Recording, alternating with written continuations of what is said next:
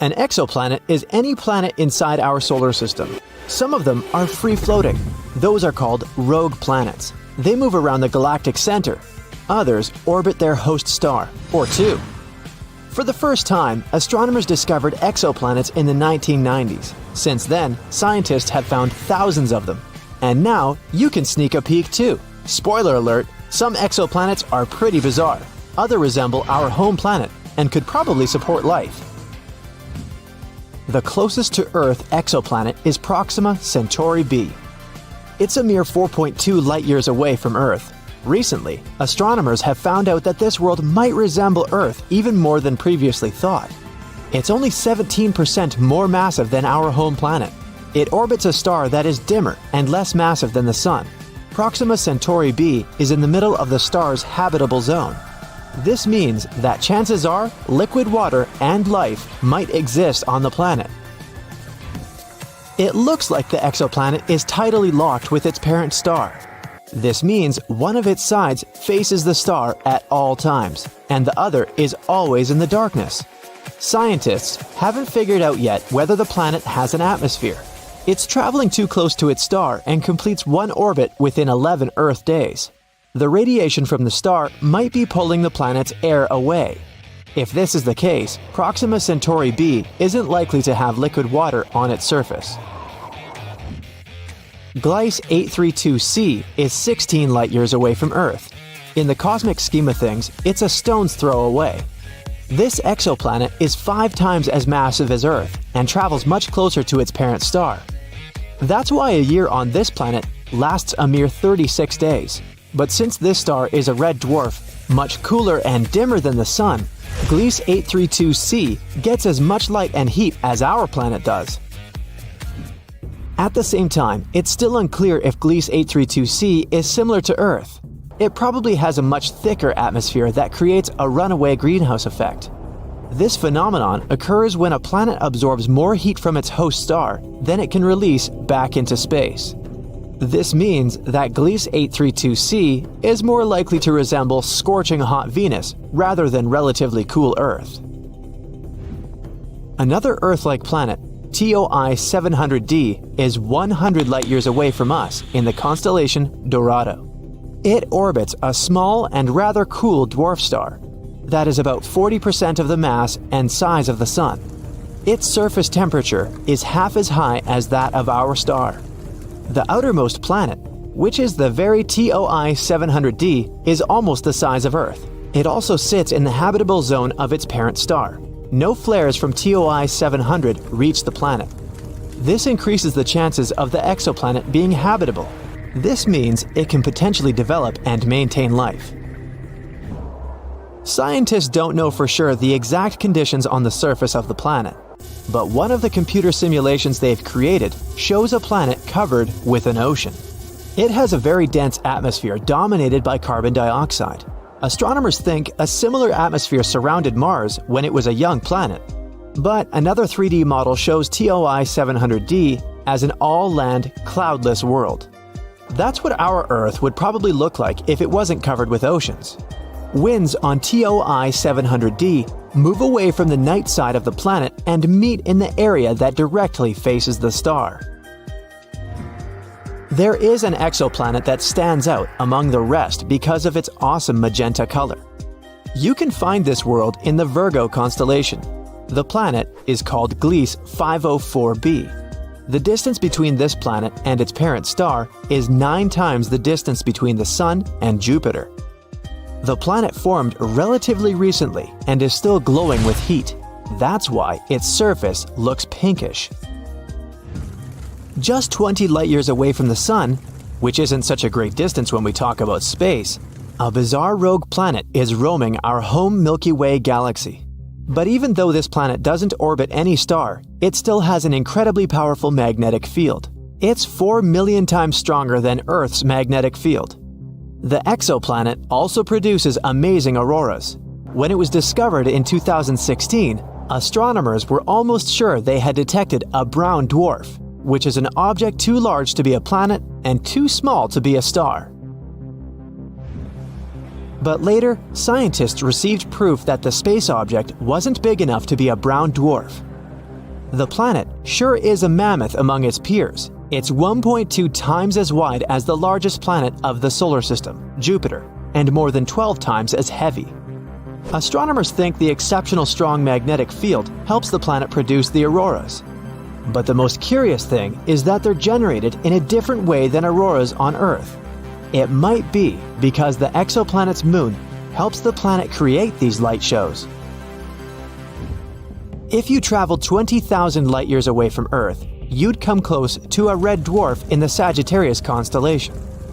Such stars are very cool and small. Quite far away from this cold star, there's a planet. The distance between this world and its host star is so great that the planet receives very little heat. It's one of the coldest planets ever detected. The average surface temperature on the planet is lower than negative 360 degrees Fahrenheit. That's why the entire planet is covered with a thick layer of ice. If you stepped onto its surface, you'd see nothing but glaciers, plains, and mountains of ice. And still, astronomers claim life might exist deep beneath the frozen surface. All because the core of the planet is likely to generate enough heat to melt some of its inner ice. In this case, there would be an enormous subsurface ocean, maybe even swarming with bizarre life forms on the planet. One of the oldest exoplanets we know about is PCR B162026b. It's about 12.7 billion years old. It's almost 3 times as old as Earth, which appeared 4.5 billion years ago. This also means that the Genesis planet formed only about 1 billion years after the Big Bang. The planet is so old that its 2 parent stars have had enough time to evolve into a white dwarf and a pulsar, making almost 100 revolutions per second. Sunrises on this planet must look awesome. I bet the next exoplanet isn't like any other you might have seen before. It's often called Super Saturn or Saturn on steroids.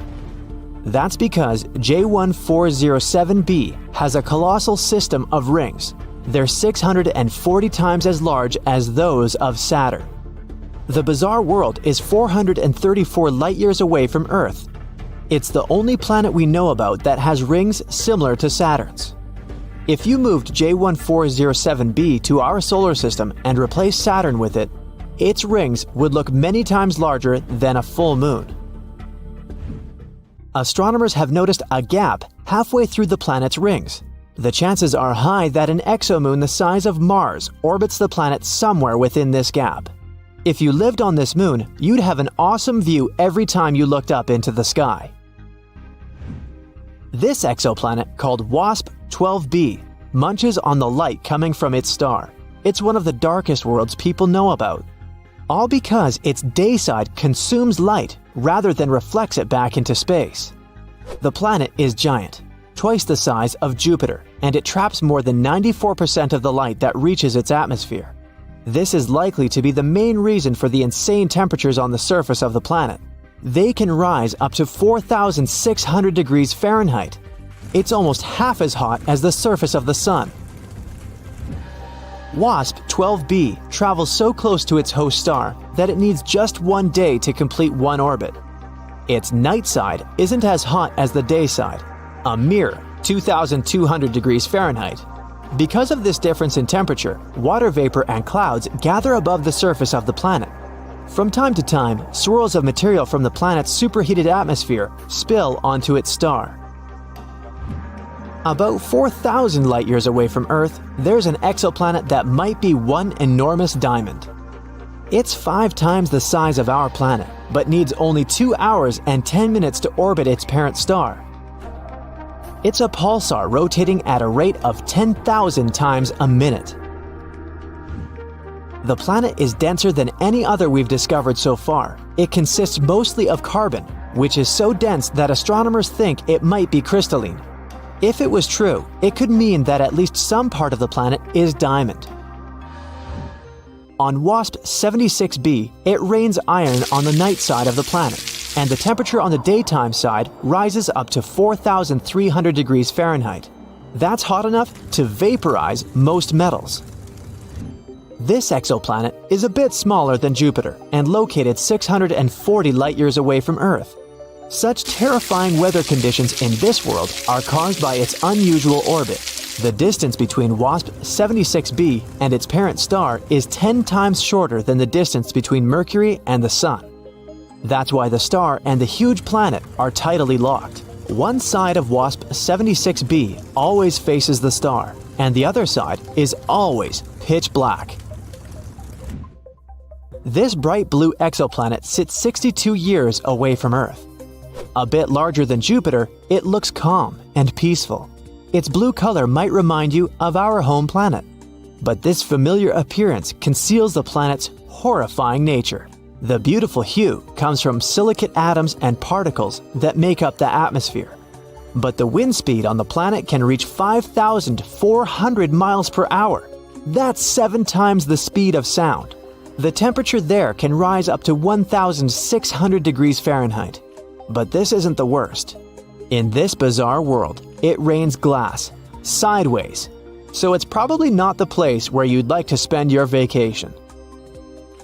Psst, a giant is hiding in the sky. Kipu is the biggest thing we've ever found in the nearby universe. It's been messing with our understanding of the universe for years, and we've just discovered it. Kipu is dense, powerful, and dangerous to ignore. If we don't understand structures like this, we might be reading the universe completely wrong. So, what exactly is it? It's not a solid object like a planet or a star, and it's not a single thing. It's a superstructure, basically an entire region of the universe, a tangled mess of matter spanning a huge amount of space stitched together by gravity. Kipu is made up of an enormous web of galaxies, galaxy clusters or giant groups of galaxies, gas and dark matter. It's like a superhighway, with galaxy clusters being the cities, filaments being the roads, and dark matter being the invisible infrastructure holding it all together. This giant stretches across 1.3 billion light-years. That means if you traveled at the speed of light, it would still take you 1,003,000,000 years just to cross it. Kipu also holds 200 quadrillion solar masses, even though it only takes up 13% of the observable universe. The name Kipu comes from the Incan system of knotted cords used to record things, called quipus. It was like a writing system. In that system, each knot, color, and twist told a story, numbers, taxes, harvests, and so on. So, when astronomers saw this colossal structure in space, long, tangled, and branching like space cords, they named it after this language of knots. Plus, the shape of the space reminded scientists of those threads. There's a long central filament, and the smaller ones are branching off the sides. What's even more fascinating, Kipu isn't alone. When scientists mapped this part of the universe, they found 5 of these massive structures. They aren't just sitting there either. They formed over billions of years through gravity slowly pulling matter together. All told, all those giants hold nearly half of all the galaxy clusters in that region, 30% of all the galaxies, and a quarter of all the matter in the observable universe. The team that found Kipu used a clever trick. They searched for X-rays coming from galaxy clusters. These clusters aren't just full of galaxies, they're also filled with superhot gas. That gas is so hot it glows in X-ray light, which we can't see with our eyes, but special telescopes can. If there's a lot of that X-ray glow, it means there's a huge amount of matter, galaxies, gas, and dark matter all pulled together by gravity. That's where the densest, most crowded areas of the universe are.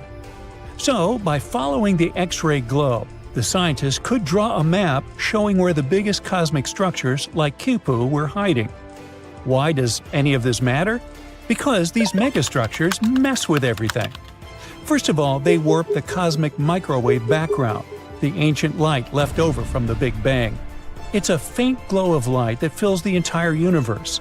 After the Big Bang happened and our world was created, it emitted its very first light and signals that still haven't completely weakened yet. The leftover radiation is still coming to us, even after 13.8 billion years. By studying this ancient light, scientists can learn what the early universe looked like, and Kipu ruins it for us. These megastructures hold so much gravity, that they bend and distort this ancient light as it passes through them. That's called the integrated Sachs-Wolf effect.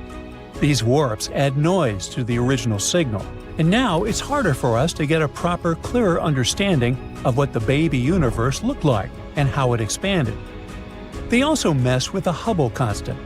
The universe is constantly expanding, and the Hubble constant tells us how fast it's growing. In other words, how quickly galaxies are moving apart from each other. But giant things in space, like Kipu, have so much gravity that they pull nearby galaxies toward them, messing up the way those galaxies move. This makes it harder for scientists to measure the universe's true speed of expansion. They can't tell if a galaxy is moving because of the universe growing or just because it's being pulled by something huge nearby. And finally, there's gravitational lensing. Light in space travels constantly, but it doesn't always follow a straight line. If the space gets distorted, like by gravity, then the light traveling through the space will get bent and distorted too.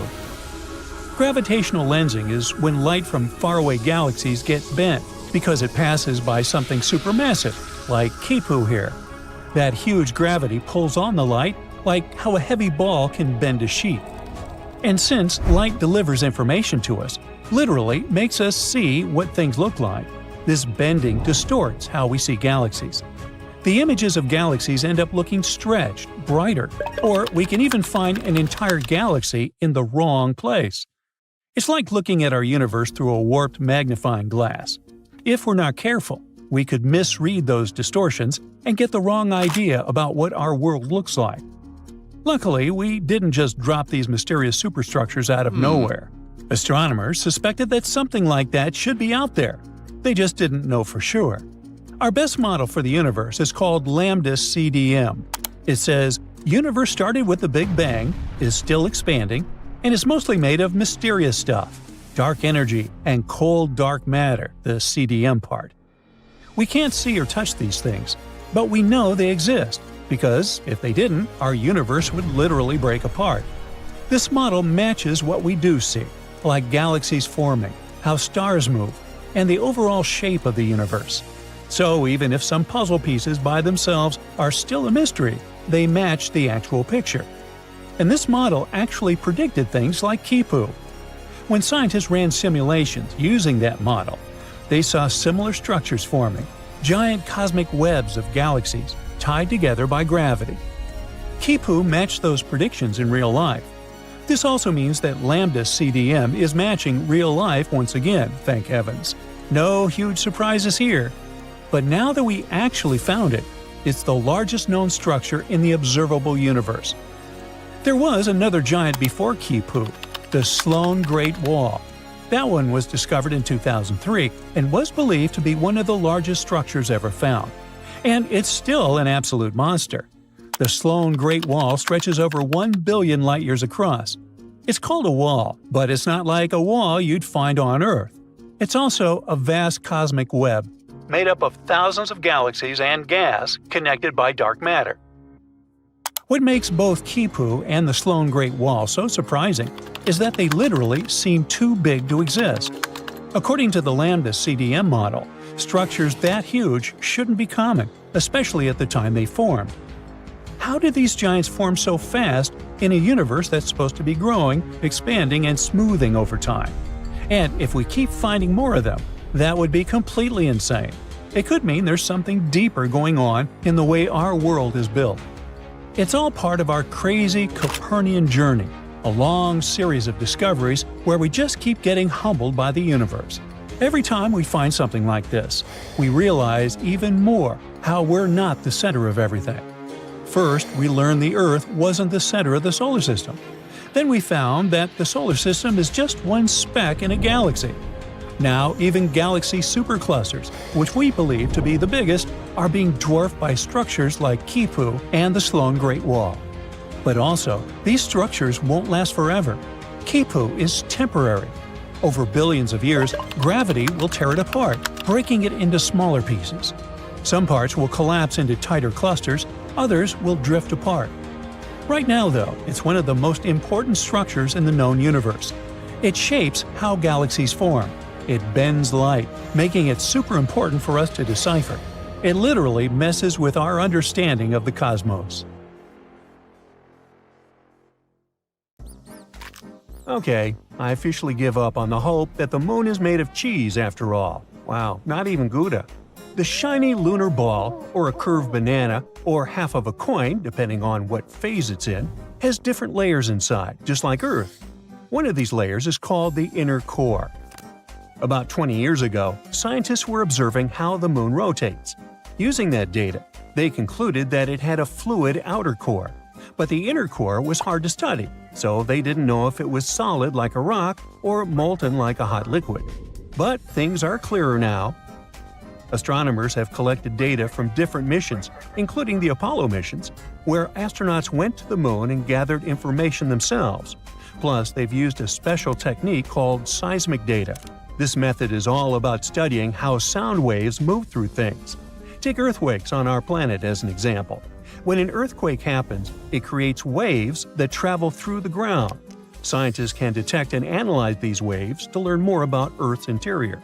The same idea can apply to other objects in our solar system, or planets, or, in this case, the moon.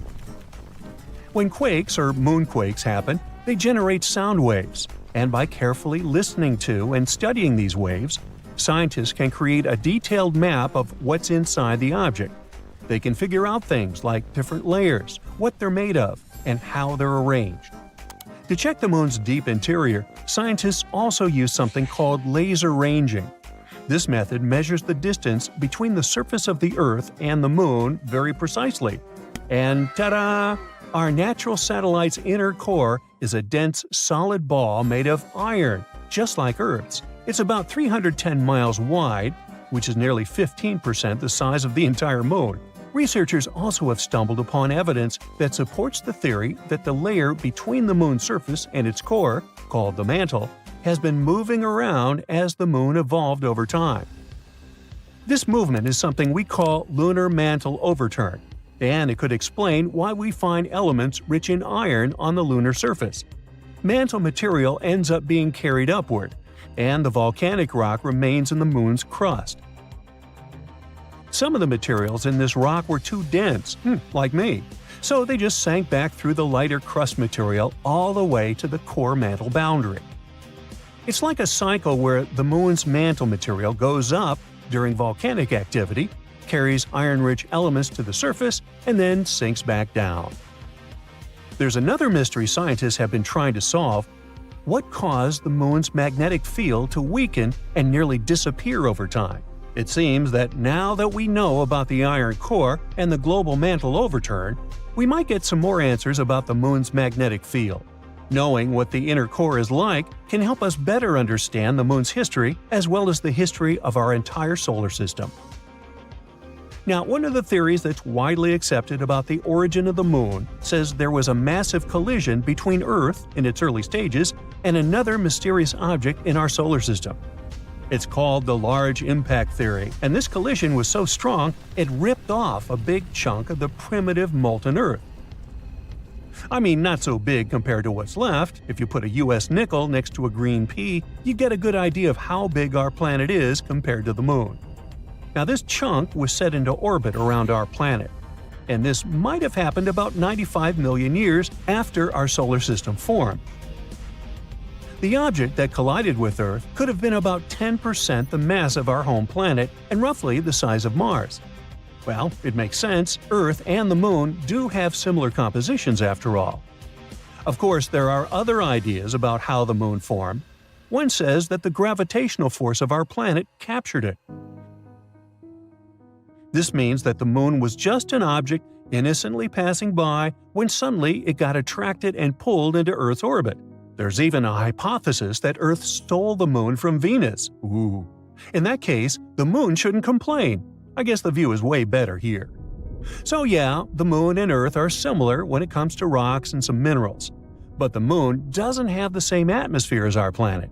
Its atmosphere is thin and consists of some weird gases that include potassium and sodium, which is not something you can find in the atmosphere of Mars, Venus, or Earth. And the rocks on the Moon don't contain water. But that doesn't mean there's no water at all up there. A long time ago, in the 17th century, astronomers saw large dark spots on the moon's surface. One of these astronomers thought these spots looked like oceans, and he called them Maria, which means seas in Latin. Other astronomers also made maps of the moon, and they used the term Maria to describe these dark spots. For example, Mare Tranquillitatis translates to Sea of Tranquility, where Apollo 11 made its touchdown. But it seems those dark spots are not actually oceans. They are plains made of hardened lava that erupted long ago. These volcanic eruptions left behind smooth flat areas called basalt plains.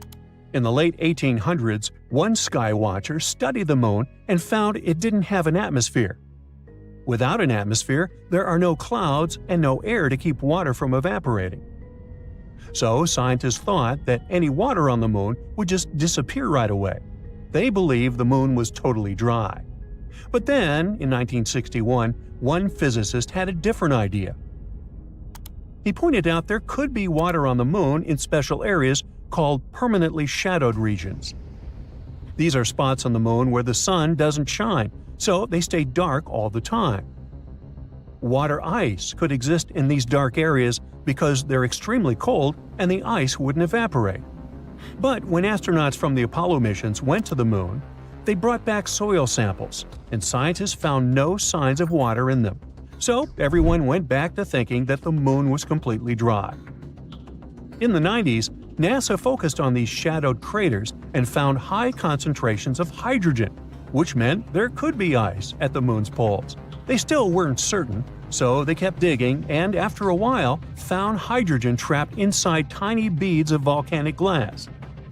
Since there are no active volcanoes on the moon today, which means water probably was present on the moon when these volcanoes erupted long ago. Plus, there could be way more water back in the early days of our moon. In 2020, NASA's SOFIA mission showed us what we'd been looking for a really long time. There is water on the moon after all.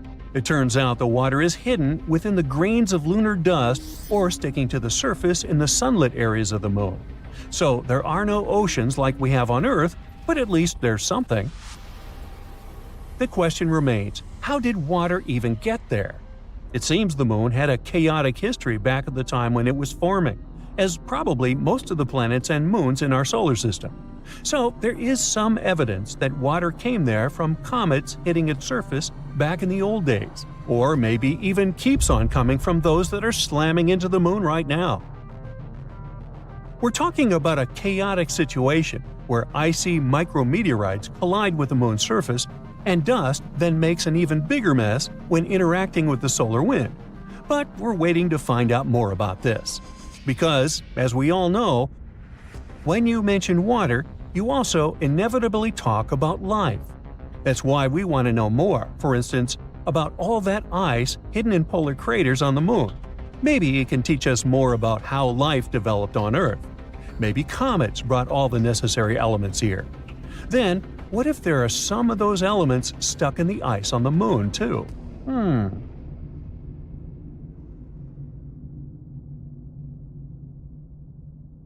Now, get this. Octopuses are visitors from outer space. Here's how this would have happened. Ice kept eggs of octopuses stuck in spatial bodies crashed into Earth. Then these guys would have mixed together with a pre-existing set of genetic information available on our planet. And presto, octopuses were born. Well, it may be a long stretch to justify that the highly intelligent octopuses are extraterrestrial beings. But the idea is based on a theory that has been around since ancient Greece, something known as panspermia. Now, panspermia is a hypothesis that says life exists all around the universe, not only in planets. So, things such as space dust, asteroids, and even spacecraft have their share of life glued to them. And when they travel across the galaxy, life is disseminated. This strand of thought has been polemic, since it goes against the idea that all life originated right here on our planet. But as much as this new octopus theory might be refreshing, it doesn't contribute too substantially to the search for life on other planets. It's just too hypothetical. Now, octopuses are in fact incredibly old. The oldest known fossil belongs to an animal that lived almost 300 million years ago. FYI, this is before our dinosaur buddies roamed the Earth. Wait, there's more! Octopus arms have a mind of their own. That's because 2/3 of their neurons lie in their arms, not in their heads. This means that their arms can problem solve how to open a shellfish, while their owner is worried about other stuff entirely. Talk about ninja-level multitasking. Oh, and like other animals, such as chimpanzees and dolphins, octopuses have proven to be good at maneuvering tools, like picking up old shells and using them as a temporary home. Now, of course, the most intelligent animals on our planet are humans, according to humans. But we don't seem to give pigs enough credit. Pigs are so smart they can play video games. No, not Minecraft. But in a recent academic study, scientists had 4 pigs play a joystick game. They had to manipulate the stick so that the moving ball would hit the wall and then they would get a treat.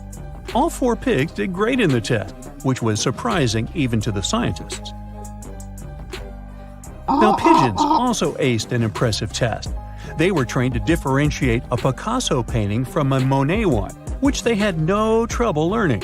Then they were able to apply this knowledge, identifying works of art they had not previously seen, meaning they really understood the difference between each painter. Poor things are always seen as a nuisance. Now, if we placed kangaroos in an animal's most amazing ability contest, they'd win. It's mainly because they break the four-legged rule. A special species of kangaroo, the red kangaroo, uses its tail to help propel it forward. Now, visually, it has 4 limbs, but in practice, it uses 5. They're biologically built to use their tail as a 5th limb, since it's packed with articulated vertebrae and thick muscles. Of course, it had to be an Australian animal. Okay, jokes aside, Australia is home to a variety of unique animals, like the most venomous snake in the world. This not-so-cute reptile is known as the inland taipan, and its venom is enough to take down 100 humans. And still, on the topic of dangerous animals, the island is also home to one of the world's most venomous spiders, the funnel web spider, which can be found not too far away from downtown Sydney. Yikes! The Little Mermaid may have shown us that life is good under the sea, but she didn't mention anything about the bizarre ways of the anglerfish. Anglerfish are those special types of fish that have a huge whip nose connected to the front part of their bodies. They look like they're forever holding a lantern in front of them, except that the little lantern they carry is a type of bioluminescence, and is far from romantic, as anglerfish use it to lure smaller fish in as their meals. It was back in 1999 that scientists discovered that these little guys spend most of their lives upside down. They had never seen anything like that. Hovering above the Pacific Ocean floor at a depth of around 16,400 feet, where light almost doesn't even reach, there they were. They do this because since they live so close to the seafloor, their built-in lantern illuminates the ground in search of food. They might be weird, but they're also pretty clever. Recently, scientists have discovered a species of animal that has neither a brain nor a head and is pretty smart. Meet the brittle star. This 5-armed creature is a bundle of nerves, and it has proved itself to be super clever. In a recent experiment, scientists would dim the light while they fed brittle stars their favorite treat, yummy shrimps. After 10 months of conditioning, these babies would creep out of hiding as soon as the scientists turned off the light in the room they were in. Surely they were expecting to enjoy a delicious meal. Now, we really shouldn't judge a brain by its size, or lack of brain in this case. There's something known as the orange cat behavior, and apparently it's not just a meme. So far, scientists have been able to understand that coat color is connected to a feline's gender. And since orange is an X chromosome, orange cats are usually males, like Garfield.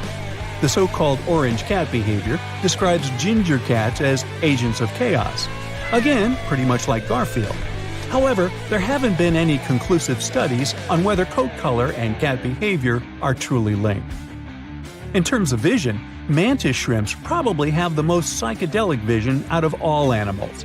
These funny-looking creatures have a whopping 16 varieties of photoreceptors, with 5 of them reserved for the ultraviolet or UV spectrum. Ultraviolet rays are really short wavelengths, which are invisible to humans. The thing science still doesn't understand is how exactly these mantis shrimp view the world around them.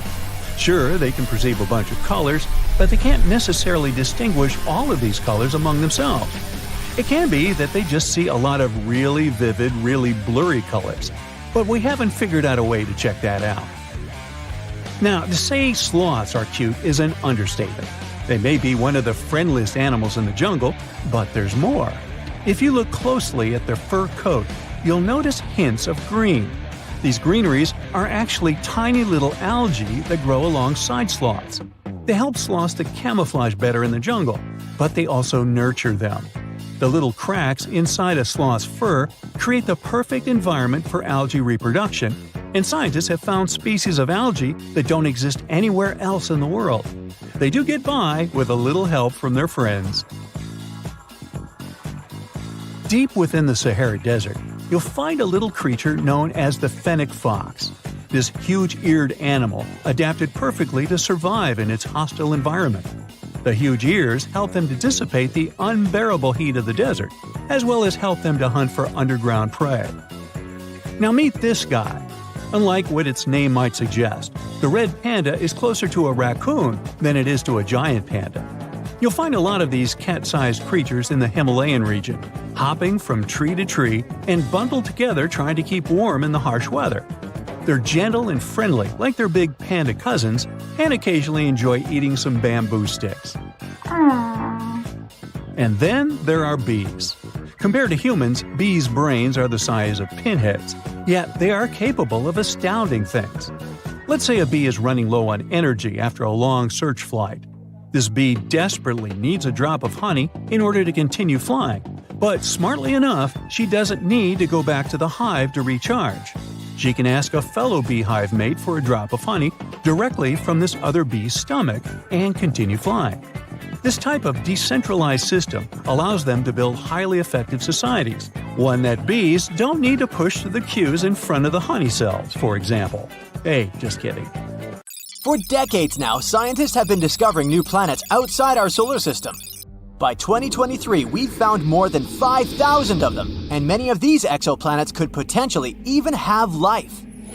Now, if you're ready for a wild ride through space, let's find out what potentially habitable planets we've discovered in the last few years. LP890-9b and LP890-9c. Buckle up because we're heading to LP890-9, a red dwarf star located a whopping 105 light-years away from Earth. This star is quite cool compared to our Sun, in terms of temperature, of course. It has a temperature of about 4,700 degrees Fahrenheit. Now, this little guy may be small, but is packed with surprises. For example, 2 exoplanets orbiting around it. Moreover, both of these planets are likely terrestrial, meaning they are rocky, just like Earth. First up, we have LP90-9b, which was discovered in 2022 using the TESS telescope and later confirmed by the Speculoos telescope. This planet is a super-Earth, weighing in at about 13 times the mass of our own planet. It's also slightly bigger than Earth, with a radius about 1.3 times larger. And if you thought Mercury's orbit around the Sun was quick, just wait until you hear about LP890-9b. It takes about 3 days to complete one lap around its star. Imagine falling asleep in freezing winter and waking up in hot summer. But the real showstopper here is LP890-9c. This one was discovered by the Speculoos telescope. It's a bit further out from the star and takes a leisurely 2.5 times longer to orbit than LP890-9b.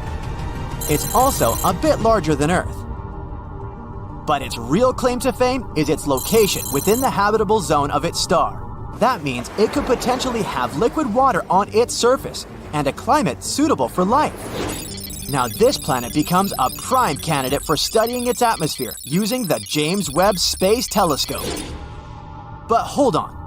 It's not all sunshine and rainbows for LP890-9c. It's also really close to its star, meaning it's full of radiation that could potentially make it less habitable. And to top it off, it's tidally locked, just like our moon. That means one side of the planet is always facing the star and is incredibly hot, while the other is always in the dark and really cold. Scientific models suggest that this planet could be more like Venus in terms of its atmosphere and climate, and Venus isn't known for being human-friendly. But despite these challenges, LP890-9c is still a fascinating exoplanet worth studying further. Who knows what secrets it may hold?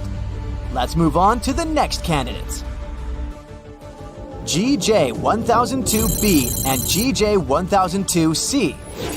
An international team of scientists, led by researchers at the Instituto de Astrofísica de Canarias, has found two Earth-like planets just 16 light-years away from our solar system. They both orbit a red dwarf star called GJ1002. Our Sun is a yellow dwarf, which means that GJ1002 is much cooler and fainter than our own Sun. But that's okay. Both planets are very close to its star, so it shouldn't be too cold or dark on them. These planets, called GJ1002b and GJ1002c, are both in the habitability zone of their star, meaning they could potentially support life. Also, both of them have masses similar to that of Earth. GJ1002b is the inner planet and takes about 10 days to orbit its star, while GJ1002c takes a little over 21 days. These planets are great candidates for studying their atmospheres and could even be targets for future missions to search for signs of life.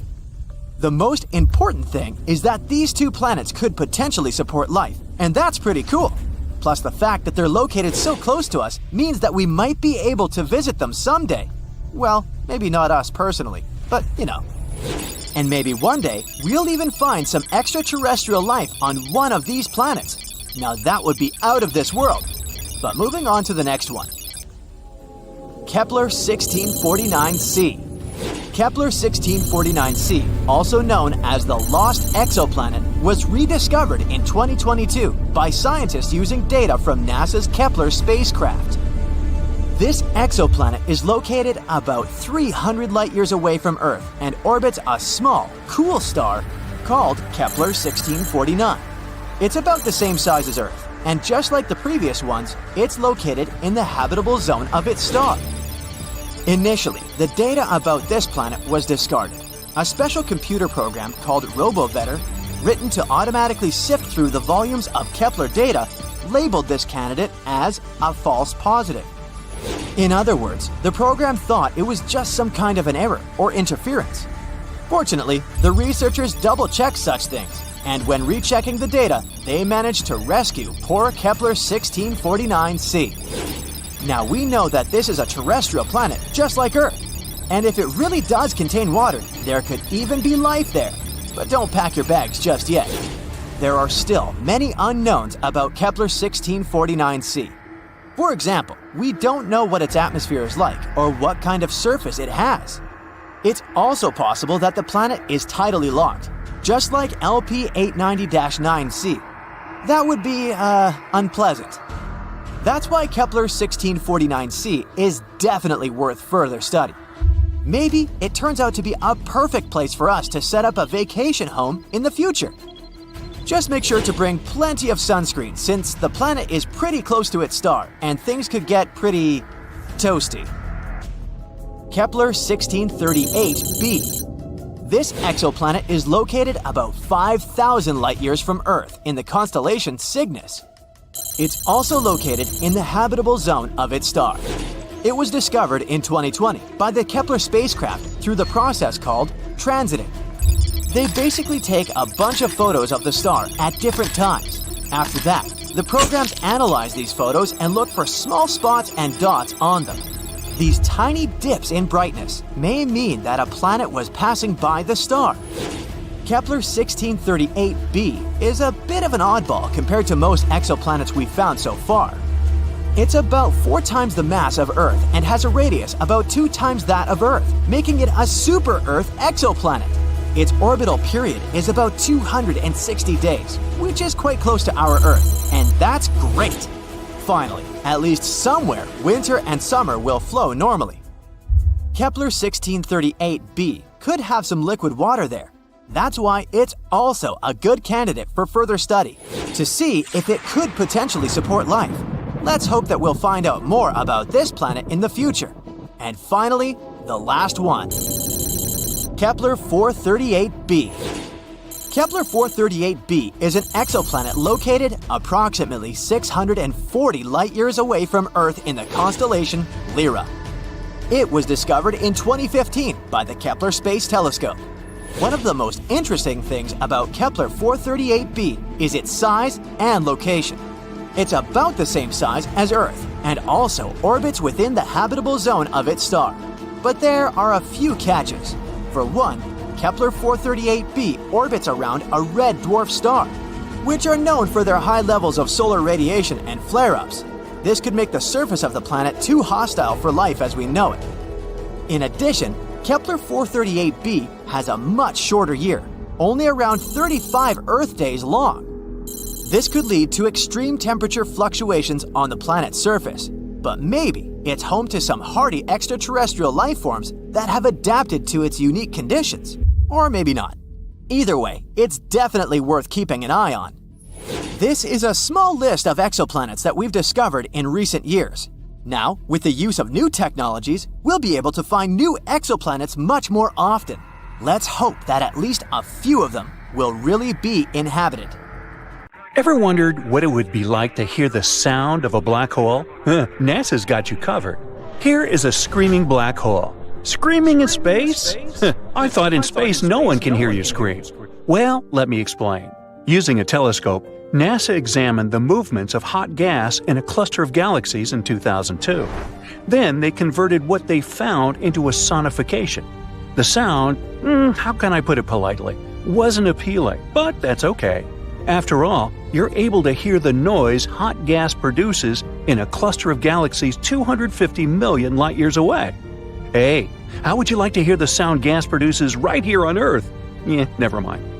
Sound waves already existed over there in the gas cluster, so experts just rescaled them to the range of human hearing.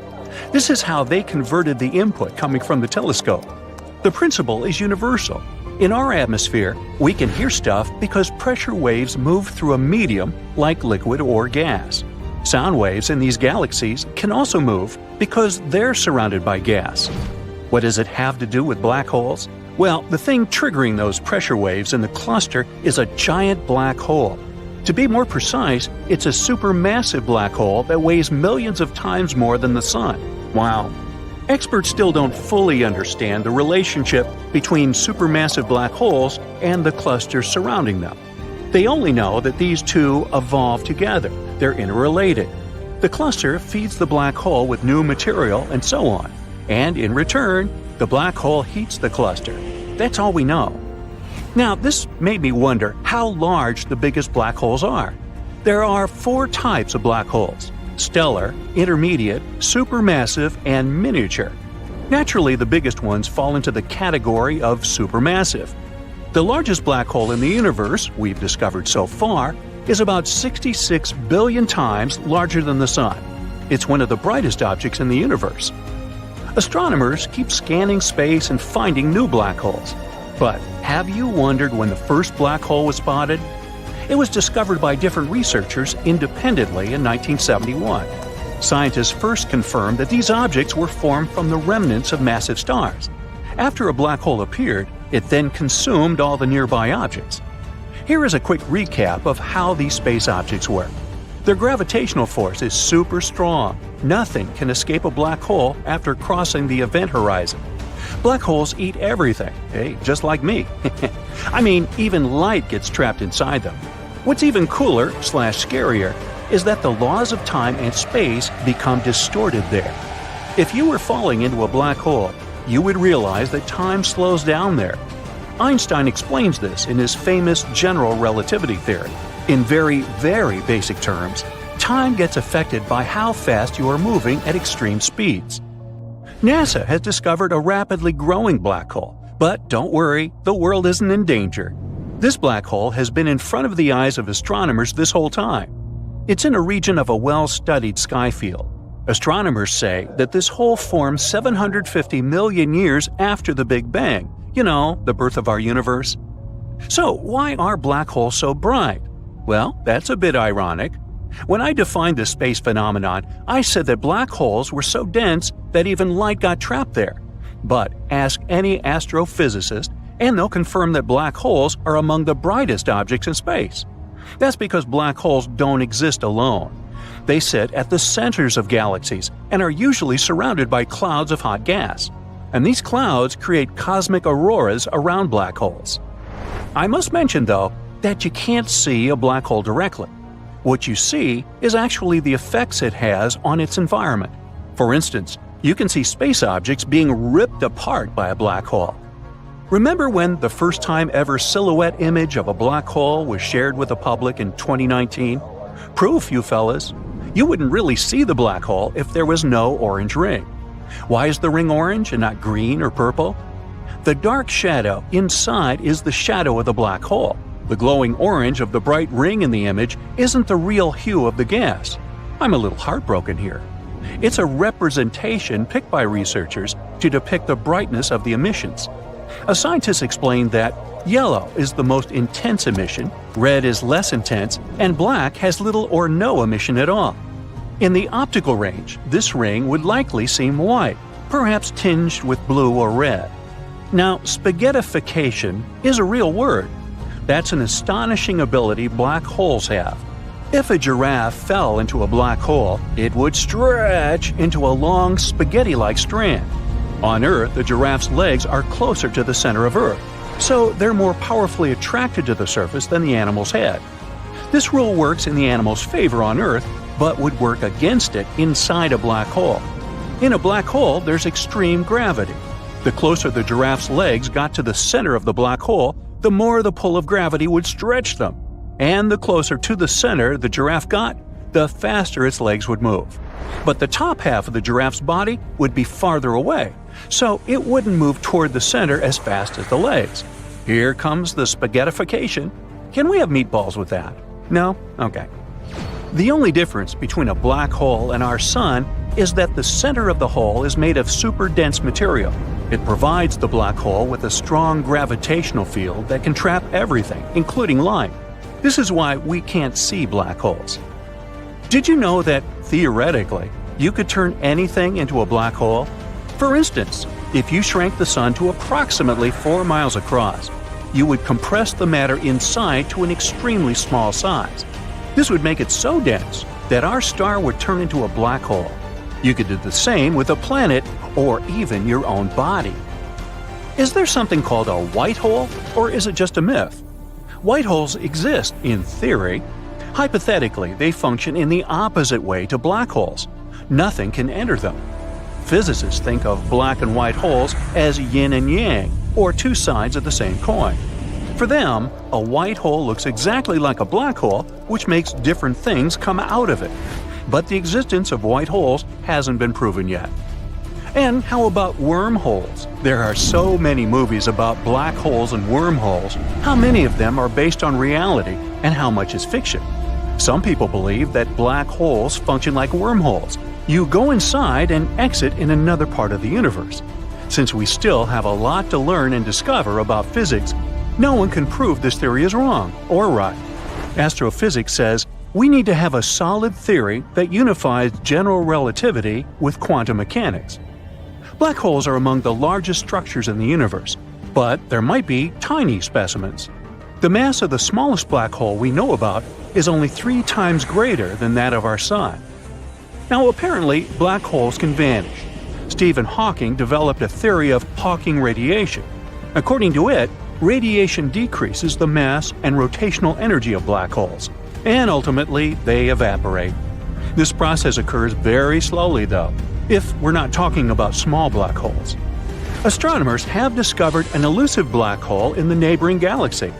What makes this one special is the fact that it's the first dormant stellar black hole outside of our galaxy. This type of black hole is hard to observe because such holes don't interact much with their environment. They don't emit as much radiation as other black holes. Well, back on Earth, what about sinkholes? Well, different physics. Yet, if you cross the event horizon, your whole car can disappear. Whoops! No one will hear your cry in space, or something like that. We've all heard this famous chilling phrase, and it's actually true. Space, for the most part, consists of a giant nothingness. There's a lot of, space in space. But this doesn't mean there are no sounds in space. In fact, there are plenty of them, and some of them can even make you shiver.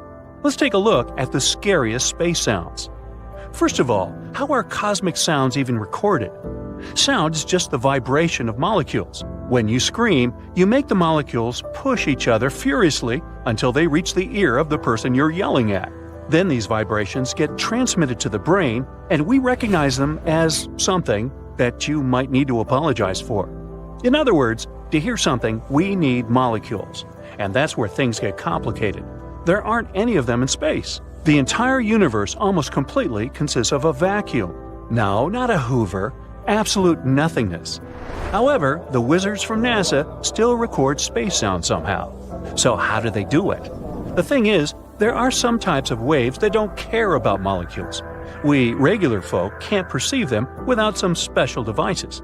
These waves include, for example, radio waves. We'll need a radio or something like that to recognize them. And that's exactly what NASA's satellites do. They catch random radio waves. Thanks to their heroism, we can find out how different cosmic bodies sound. These satellites record a variety of waves, fluctuations of plasmas, magnetic fields, and other, stuff. And then scientists from NASA transform all this into normal soundtracks. And some of them sound quite frightening, to put it mildly. Let's take our magnetic field, for example.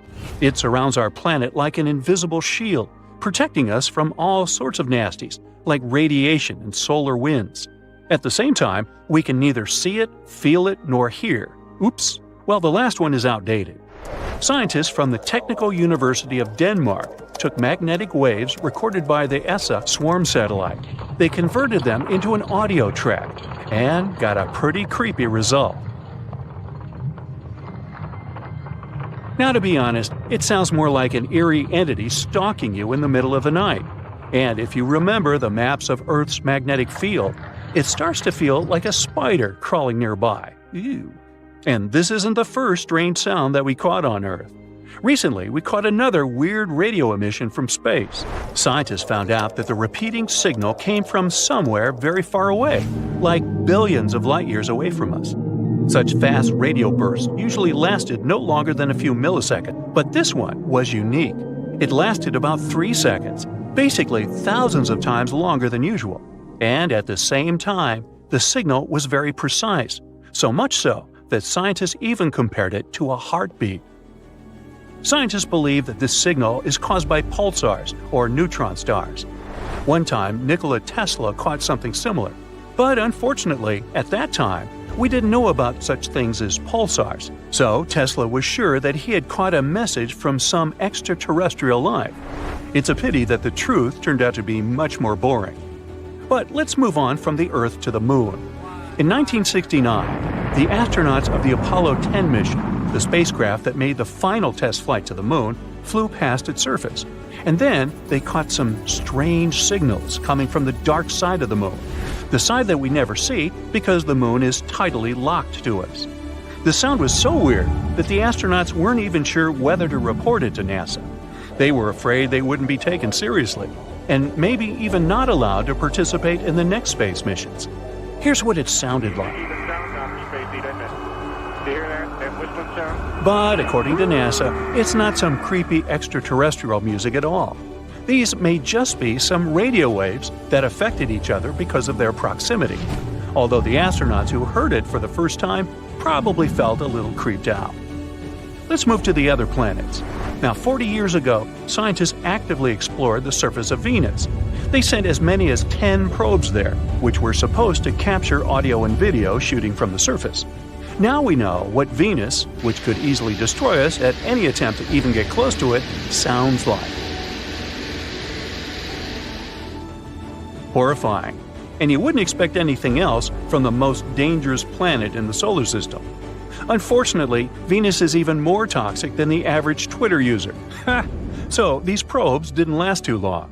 They heroically arrived on a planet and soon broke down. Next one is Jupiter. This space giant, which is 11 times larger than the Earth, never fails to scare us. One of NASA's probes, Juno, flies around Jupiter every few weeks. The probe is moving at a tremendous speed, 130,000 miles per hour.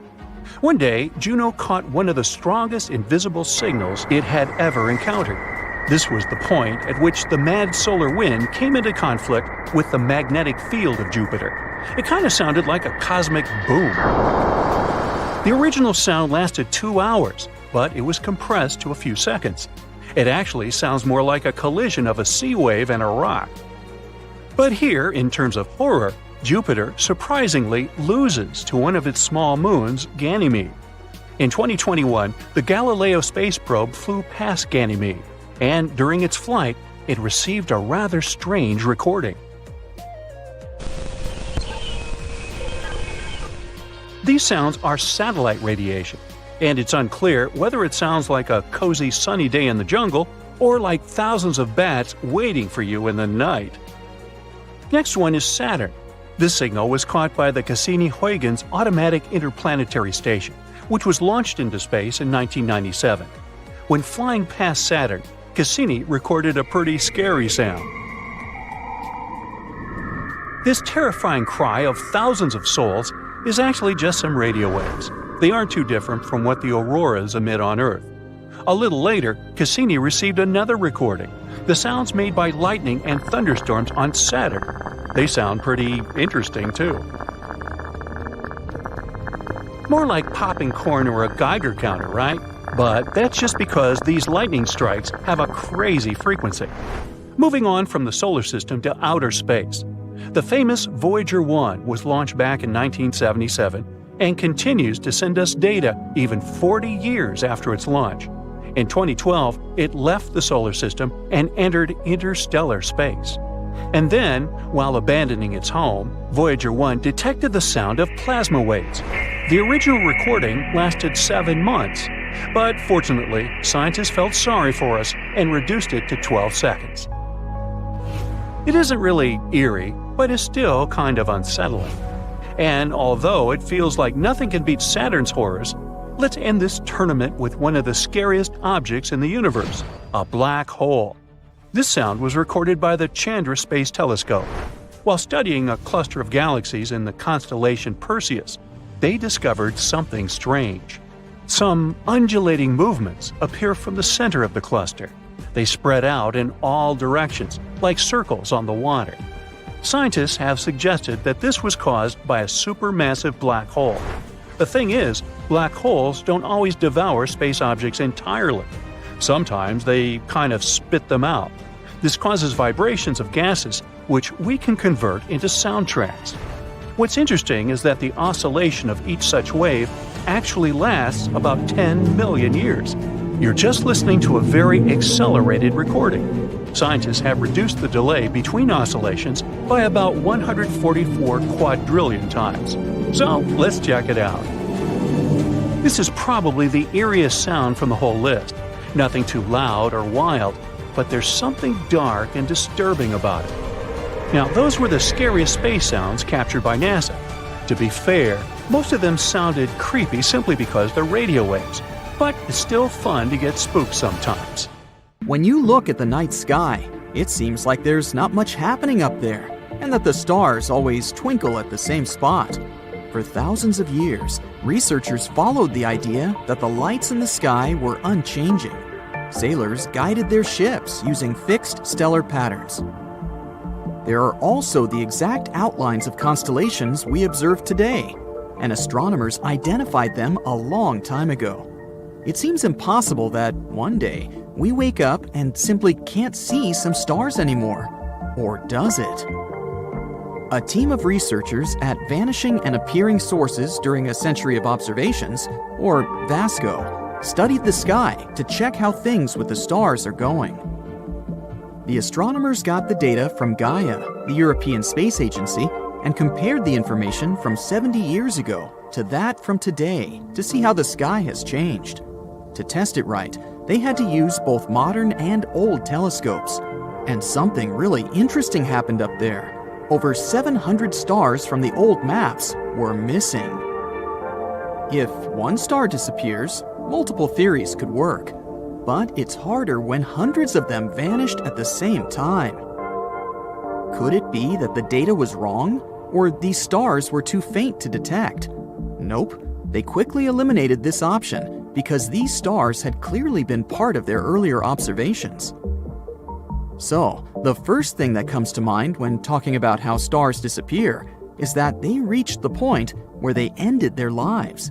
You can have the most massive stars of all, and we're talking about those that are way heavier than our sun, and they go through sudden changes as they get to the end, which we also call a supernova. It's a powerful explosion that later shines for many, many months, and it's still visible even across hundreds of millions of light years. But that's the point. You see the traces, unlike here. Could this be a failed supernova? That means maybe one of them collapsed but turned into a black hole and consumed the remains from the inside out without causing a powerful explosion. But no one's been mentioning any signs of a black hole being active anywhere near those stars. And what if the stars had become less visible because of dust or gas around them?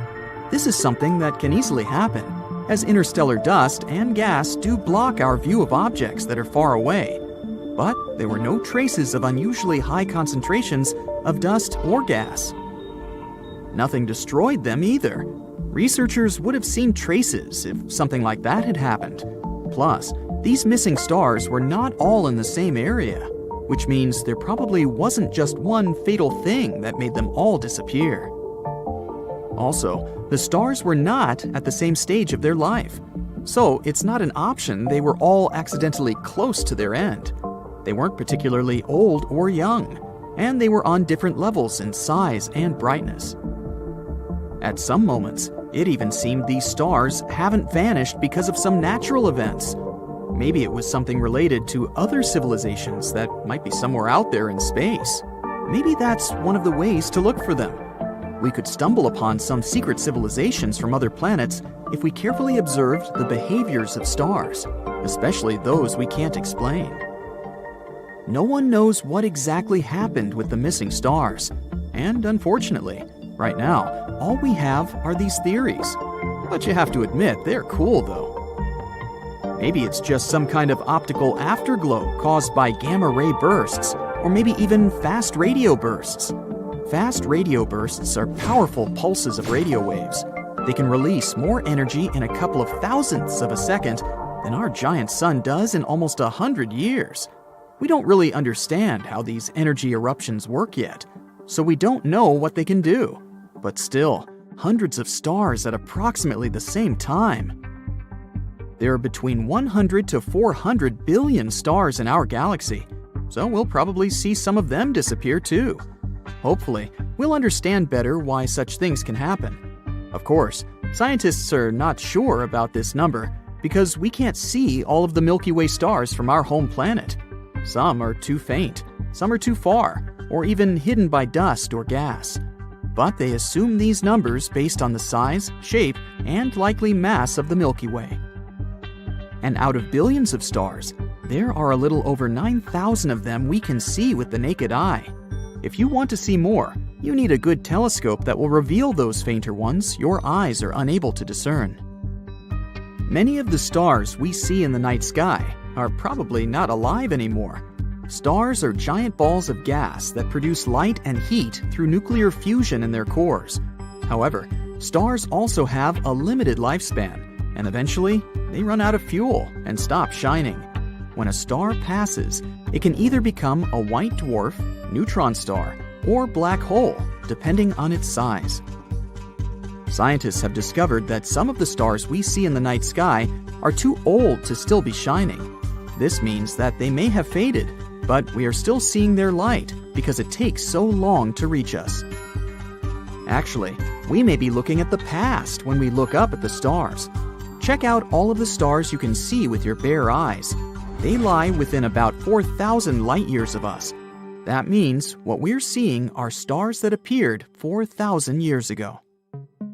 Most of the stars we know of exist within galaxies, which are massive collections of stars, gas, and dust held together by gravity. Still, there are large areas of empty space between galaxies too. And the question is, could they have any stars? It seems that these areas of space are not completely empty. There is still some gas and dust, as well as dark matter, which is a type of matter that we cannot see but we know exists because of its gravitational effects on other objects. Scientists have even discovered a few isolated stars in these areas of space. These stars didn't form there. They ended up there by accident, which means they have probably been ejected from their galaxies by gravitational forces or collisions with other objects. And there could be more of these stars than we realize, but they are simply too dim to be seen from Earth. Stars don't actually twinkle. It's more that we just see it like that from the Earth. It seems like they twinkle because of the turbulent atmosphere of our planet. The light from a star must pass through many layers of the atmosphere. Not every layer is equally dense, so this causes the light to slightly deflect and change in color and intensity. There's one star named Sirius that sometimes twinkles, sparkles, and flashes so much that some people even tend to report it as something extraterrestrial. This is because Sirius is very bright and is often low on the horizon, which means it experiences more of these special effects of the Earth's atmosphere. When in space, astronomers and astronauts who observe stars from there don't see them twinkling. Hey, want to hear something cool? Me, you, your friends, the rest of humanity, we're all made of stardust. The elements that make up human bodies and all life on Earth were formed inside stars. The building blocks of life, such as carbon, nitrogen, and oxygen, were created inside stars and were eventually released into space when the stars were gone. These elements then became part of new stars, planets, and eventually, life on Earth. The iron in our blood was created in the cores of supernovas, which are massive explosions that occur when stars fade. Some say that even the calcium in our teeth and bones is likely to come from exploding stars. The oxygen in our lungs was created in the cores of massive stars before being released into space through supernovas. Now tell me, what's the scariest thing in the universe? What, besides Darth Vader and a lightsaber? Well, actually, I was asking about black holes, swallowing anything that comes too close without doubts or regrets. Blinding supernovae, mysterious hypothetical wormholes. Yeah, probably not. Because the most terrifying things in the universe are likely to be rogue planets. Ooh. Nomads, orphans, sunless, unbound. That is what these creepy worlds are called. They have no sun. Unwanted in their star systems, they were once ejected into the soulless emptiness of space. And some of them didn't even have their own star systems. They were born lonely. Rogue planets don't have sunlight. The never-ending night reigns on their surfaces.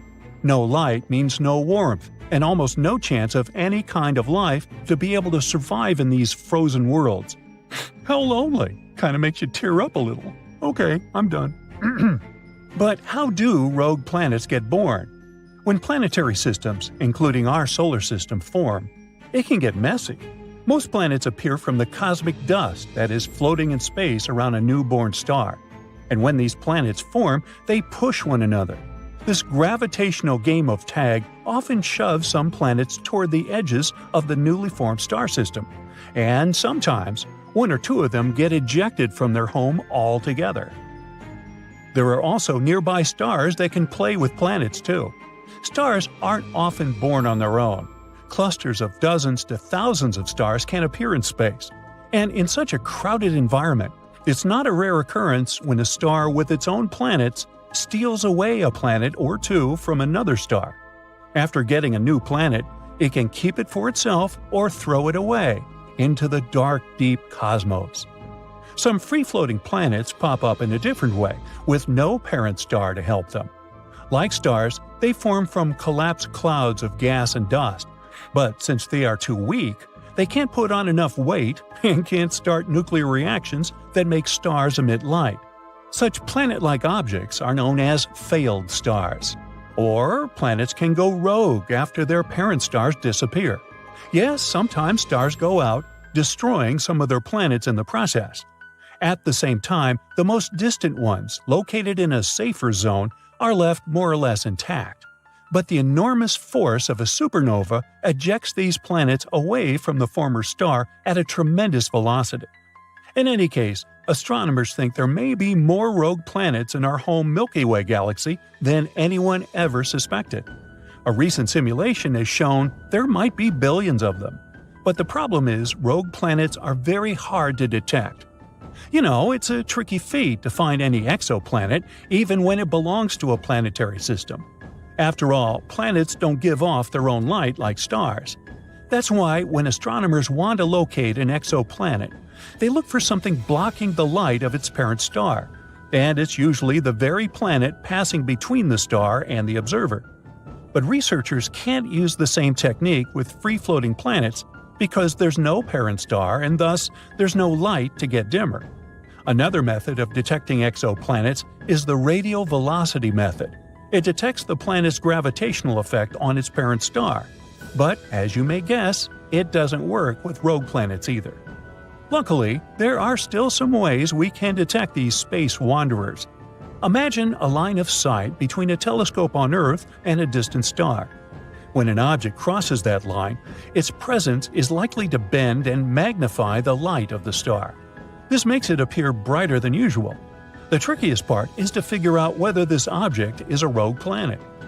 It's true that the stars whose light such celestial bodies bend can't be their parent stars. They're too far away. But there might still be a small parent star invisible because of the glare of the main star. And astronomers have to wait for a long time, sometimes up to a decade, for the main star to move a bit. Then they can finally check if there's also a parent star out there.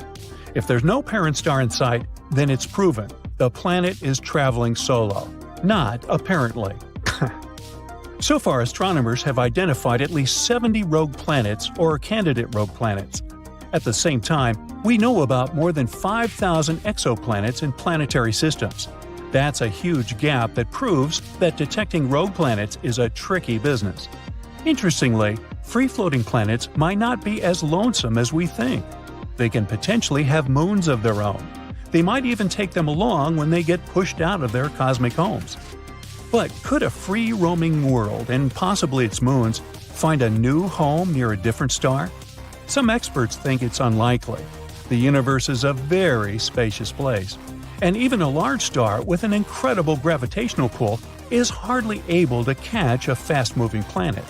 For example, in 2017, an interstellar guest, an asteroid the size of a skyscraper, appeared in our solar system.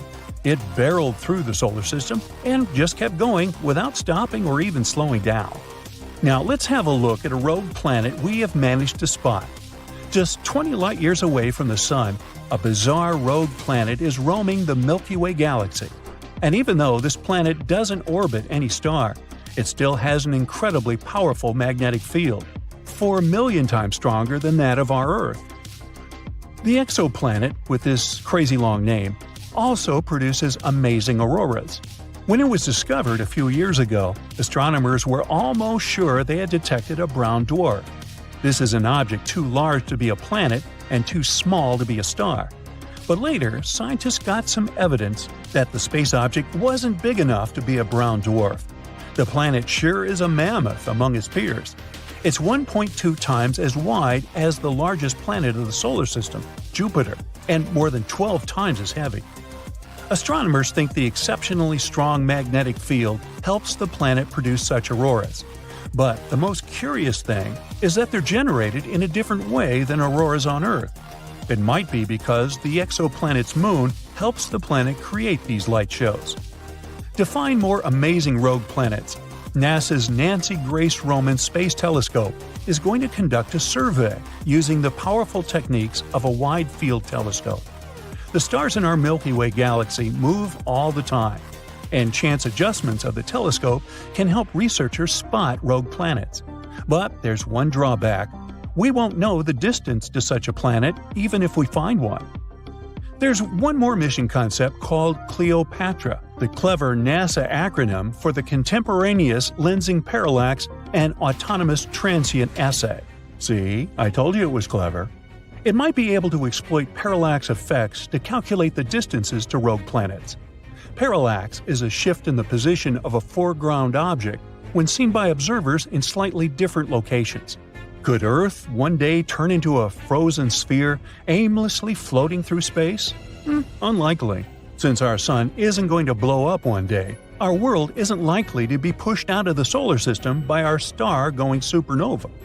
But a rogue planet could cause life on Earth to end. Oh boy. One day, such a space intruder might push Earth out of the habitable zone near the sun and take its place. And our planet would have to retreat to an extreme orbit farther from the sun. The climate all over the planet would start getting colder and colder, turning first half of the planet, then our entire world into an icy desert. There would be a lack of food and other resources. It'd be getting darker and darker. There wouldn't be enough light for planets to get energy. They would wither, and animals that used to feed on them wouldn't be able to find food. Most species would go extinct. The farther our planet would be from the sun, the weaker the star's gravitational pull on our planet would be. In the end, our beautiful Earth would get too far away from its main source of light and heat. It would turn into a lifeless piece of rock covered with a thick layer of ice. Wow, bummer. But hey, don't worry, I guarantee that will never happen. At least, not on my watch. Imagine a being so powerful it can suck in entire galaxies, so mysterious it's invisible to the naked eye, and so impressive it bends the very fabric of space and time to its will. Yes, meet my mother. Just kidding. Actually, meet the ultimate superhero of the universe, the black hole star. What is it and how does it work? Well, let's find out. The universe is full of marvels, and the black hole star is one of the most impressive ones.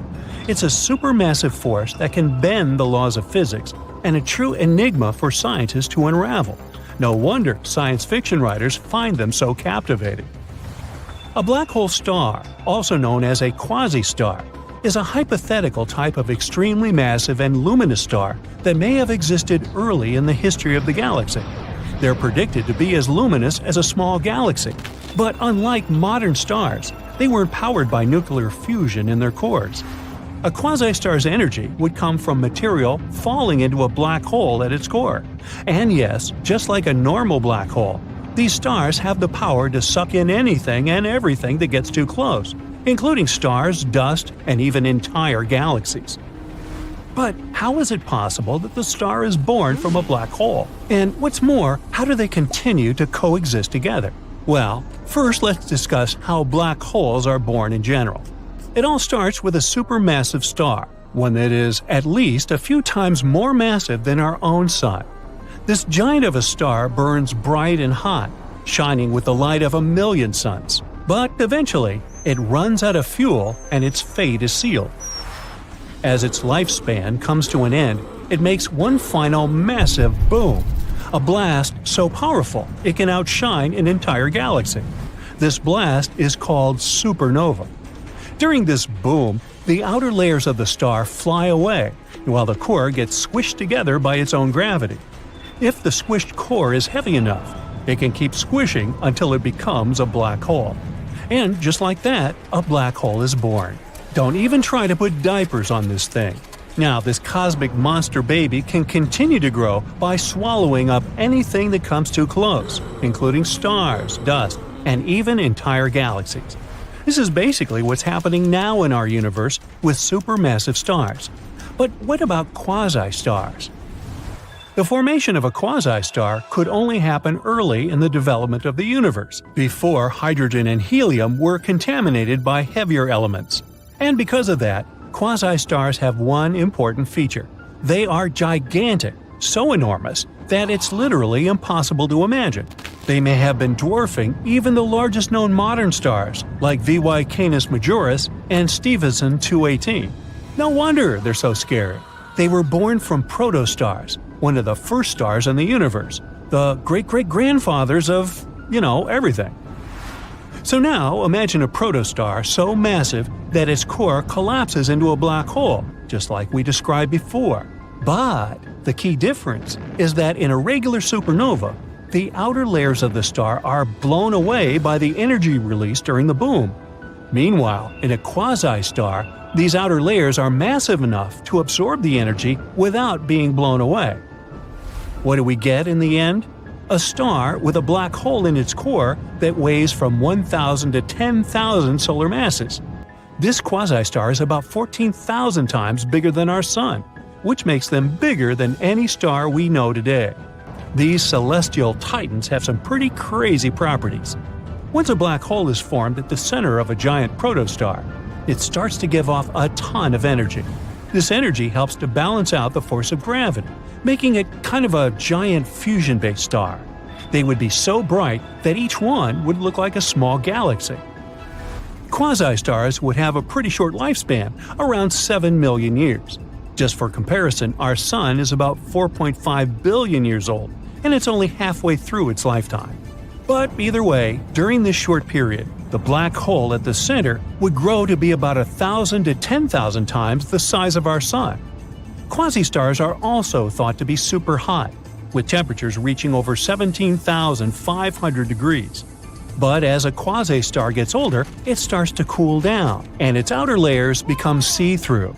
Eventually, it cools down to a temperature of 6,740 degrees, and at that point, it's curtains for the quasi-star.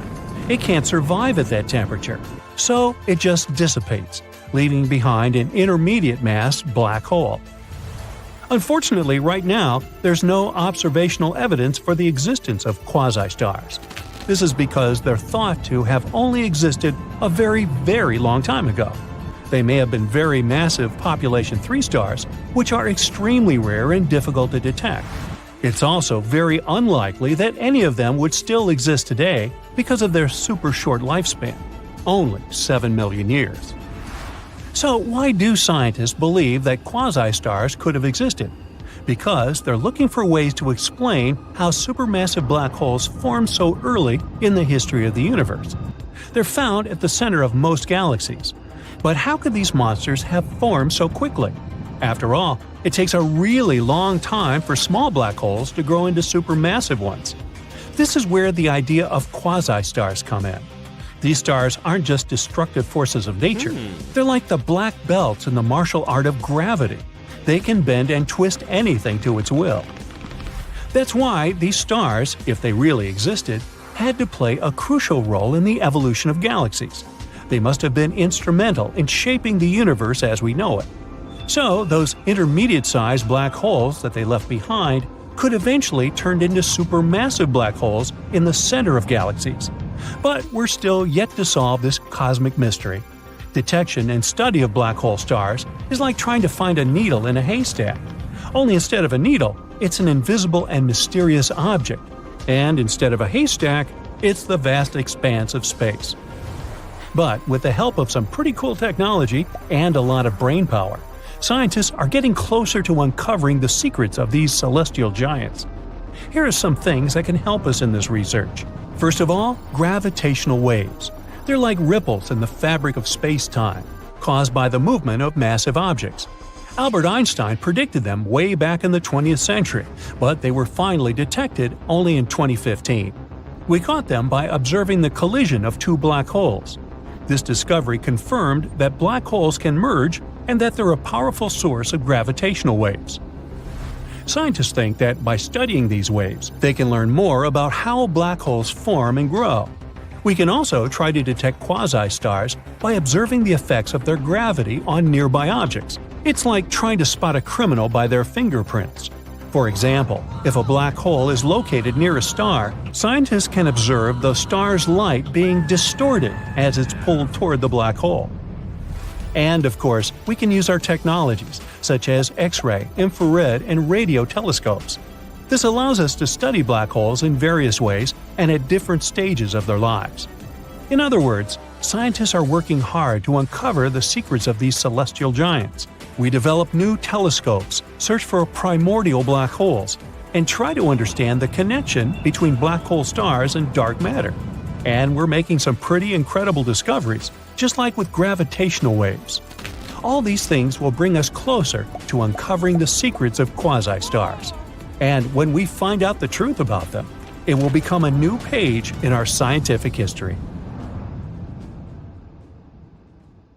A sound from space? When up there in space, no one can hear you talk, laugh, or scream. Or at least that's how the saying goes. People can't hear anything in space due to its condition. Still, if you have the right conditions, like the hot gas that surrounds the black hole located at the center of Perseus, space can be quite noisy. That's the galaxy cluster 250 million light-years away from us. Researchers caught an actual sound of space, waves rippling through the plasma gas in Perseus. They first realized black holes generate acoustic signals in 2003, but this is the first time they brought these signals to the human ear, and wow, this sounds terrifying. Canyons filled with liquid on Titan. Almost a decade ago, NASA spacecraft discovered deep canyons on one of Saturn's moons, Titan. They're about a half-mile wide and they kinda look like the Grand Canyon, but they're filled with liquid hydrocarbon. This was the first time we came upon evidence of canyons and channels filled with liquid on Titan. Our solar system is full of small particles and bigger rocks that circle the sun, the same way as planets. Sometimes it happens, some of them change trajectory, which is why falling pieces of debris strike the planets. Most of the meteorites and comets originate in our solar system. Some from the asteroid belt between Jupiter and Mars, while others come from the Kuiper belt, that's located beyond the orbit of Neptune. But 5 years ago, scientists found something unusual, a red, elongated floating space rock called Oumuamua. It could be more than 3,000 feet long, but its size still wasn't the most impressive part. It was the first interstellar object we saw passing through our solar system. It means it formed and came outside of it. It was traveling way faster than asteroids and comets from within our solar system. No one knows where this weird object came from. Many, many years ago, when it started its journey and sailed away from its parent planetary system, the stars weren't in the same position as they are today, so it's hard to pinpoint where Oumuamua ran away from. The rock could have been on its journey for billions of years. Solar termination events. Our sun is not just a flaming ball of gas we see in the sky. It's actually a pretty complex network of towering plasma fountains, magnetic fields, and blobs of unusual matter 500 times bigger than our own planet. And then there are solar termination events. When it comes to its activity, our sun goes through a natural cycle of troughs and peaks. Approximately every 11 years comes the time when the sun is more active than in other periods of the process. As the cycle goes to the end, there are fewer emissions and sunspots. That's because magnetic fields are weakened at that point, and they collide along the sun's equator. This results in enormous tsunamis of plasma. They pass across the solar surface for weeks. These are the most powerful storms in our solar system. They twist, snap, and lash out into space and seriously affect our power grid. As they wake, large spots start to form on the sun, close to strong magnetic field lines. Usually, that's when the cycle begins all over again. No one still knows why exactly they form. Also, we're not sure if this only happens at the end of the cycle, and knowing more about this could help us prepare for raging solar storms better. Tsunamis on Mars. It appears the shorelines under the Martian surface formed because of two enormous tsunamis. Mars has something that's probably the longest landslide in our entire solar system. The rocks rolled down the mountain probably billions of years ago.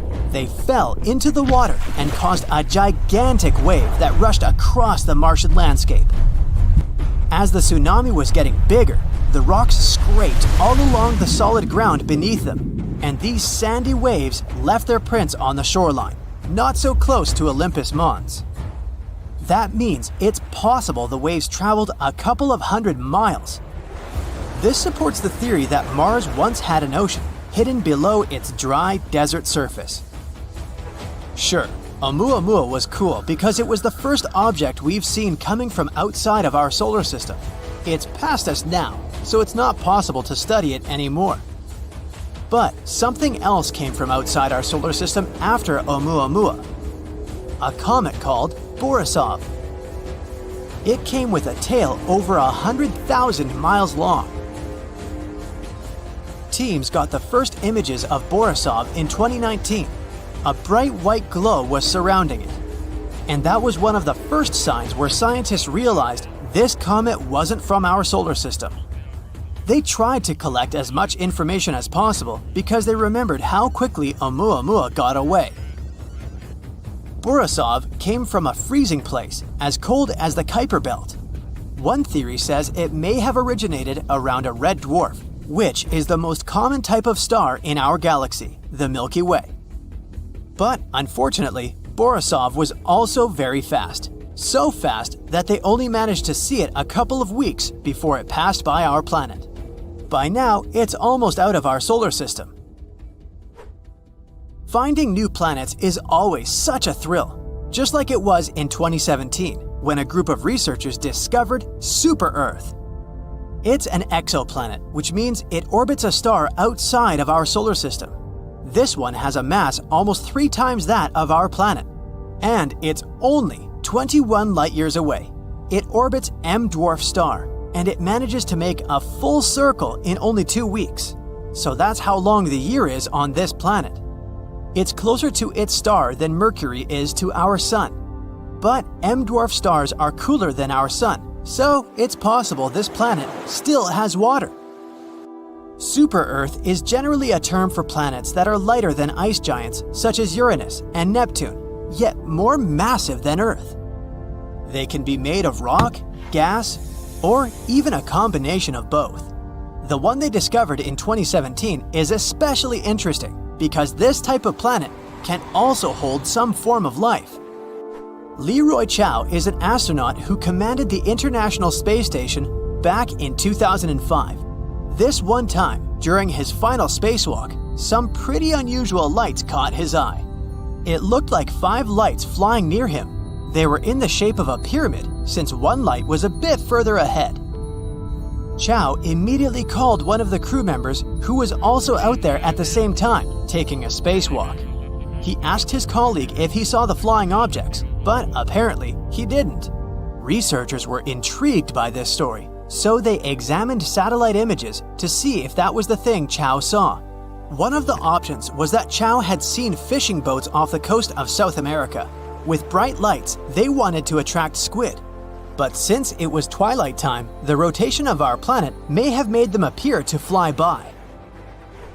Neutron stars slamming into each other. After a massive star comes to its end in a strong supernova explosion, its core falls apart. Then it forms the densest form of matter we know about in the whole universe, called a neutron star. In only a couple of the first few seconds after a regular star begins transforming into a neutron star, the energy there is equal to the total amount of light all stars in the universe emit. At least the part we can observe, which is still a lot. It's hard to determine their real size, but picture it this way. The length of Manhattan with 1.5 times the mass of the Sun. If a star here were any denser, it would just collapse and form a black hole. Scientists captured 2 of these stars colliding a couple of years ago, and such impacts are extremely powerful. They create gravitational waves that lead to a ripple in space-time, but they produce heavy elements like platinum and gold. Hey space buffs, just how well do you know our solar system? Guess the planet. It's more than twice as massive as all the other planets combined. It's covered with striking swirls and stripes, which are actually windy clouds of cold ammonia and water, floating in an atmosphere of hydrogen and helium. Still no clue? Then look at this. It's the infamous Great Red Spot, a giant storm larger than our home planet that has been raging for hundreds of years. Right you are. This cloudy world is Jupiter, and the main question is Is this planet our enemy or friend? NASA's Juno orbiter is exploring this gas giant at the moment, sending us tons of useful data. Jupiter is so big that 11 Earths could fit across its equator. If our planet was the size of a grape, Jupiter would be a basketball. The gas giant is the fifth planet from the Sun, orbiting around 484 million miles away. And even though for us Earthlings, our blue-green world seems to be the most important among all the other planets, we live in Jupiter's solar system. After all, it accounts for 75% of the mass of all the planets in our star system. And it's also 318 times more massive than Earth. And whatever Jupiter wants, Jupiter gets. Jupiter wants to throw stuff across the solar system? No problem. After all, this gas giant doesn't have its immense gravity for nothing. It yanks material from the asteroid belt, stopping poor space rocks from forming anything larger than Ceres, the only dwarf planet located in the inner solar system. Jupiter is hungry, it gobbles up comets, asteroids, and whatnot. Jupiter's bored. It hurdles everything it manages to capture on wayward trajectories. This gas giant must have caused a lot of destruction over the course of its life, which is around 4.5 billion years. But here's the thing. Some scientists think that we might owe our very existence and the existence of our planet to Jupiter's protective gravity. It may sound confusing, but by greedily swallowing up dangerous space objects, this planet vacuums the solar system. Other astronomers don't agree with this theory. They claim Jupiter is a hooligan, bothering peaceful and safe comets and sending them to unexpected places.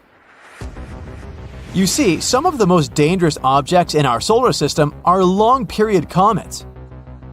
Those are huge chunks of ice and rock coming from the depths of the Oort cloud, which lies far beyond Pluto.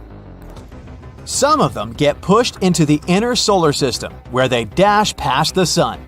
There's a chance that the most devastating extinction on Earth was caused by a long-period comet. As such comets make their way through the solar system, they likely interact with Jupiter's gravity. The gas giant pushes them this way and that, consuming some of them like delicious ice rock burgers. But does Jupiter push such comets out of their dangerous orbit so that they don't smash into Earth? Or does this gas giant actually divert the trajectories of the comets that would otherwise miss Earth? No one knows. Astronomers sometimes call Jupiter a failed star. The gas giant indeed contains a lot of helium and hydrogen, the material stars are mostly made of. But the planet's mass isn't enough to start a fusion reaction in its core, and that's exactly how stars produce energy. They fuse the atoms of hydrogen together under extreme pressure and heat and create helium. In the process, they also release light and heat. Jupiter could start a nuclear reaction and become a star only if it was 75 times its current mass. Paradoxically, if Jupiter even got more massive, it would also get smaller. This additional mass would make the planet denser, and it would cause the gas giant to start pulling it in on itself. Astronomers are almost sure that even if Jupiter was 4 times its current mass, it would still remain the same size. Jupiter has between 80 and 95 moons, but one of the most popular ones these days is Europa. Imagine a still, frozen world. It's ancient, about 4.5 billion years old. It's barely heated by the rays of the sun and covered with a thick layer of ice. This world is smaller than our moon, but a bit larger than Pluto. That's what Europa, the 6th satellite of Jupiter and one of the biggest moons in the solar system, looks like. And the coolest thing about this faraway place, it might host life. Astronomers consider Europa to be one of the most promising places in the solar system to search for new forms of life. All because this moon has a huge saltwater ocean with a depth of 40 to 100 miles. Yes, it is hidden under a layer of ice that is estimated to be from 10 to 20 miles thick. But it's still potentially habitable. Astronomers claim that plumes of water erupt from cracks in the ice shell and release the contents of the moon's ocean into space. For a long time, scientists have been wondering about Jupiter's X-ray auroras. What causes them? It seems like the 40-year-old mystery has been solved. Jupiter's breathtaking X-ray auroral emissions are triggered by electrically charged particles called ions. They crash into the gas giant's atmosphere, and here's the result.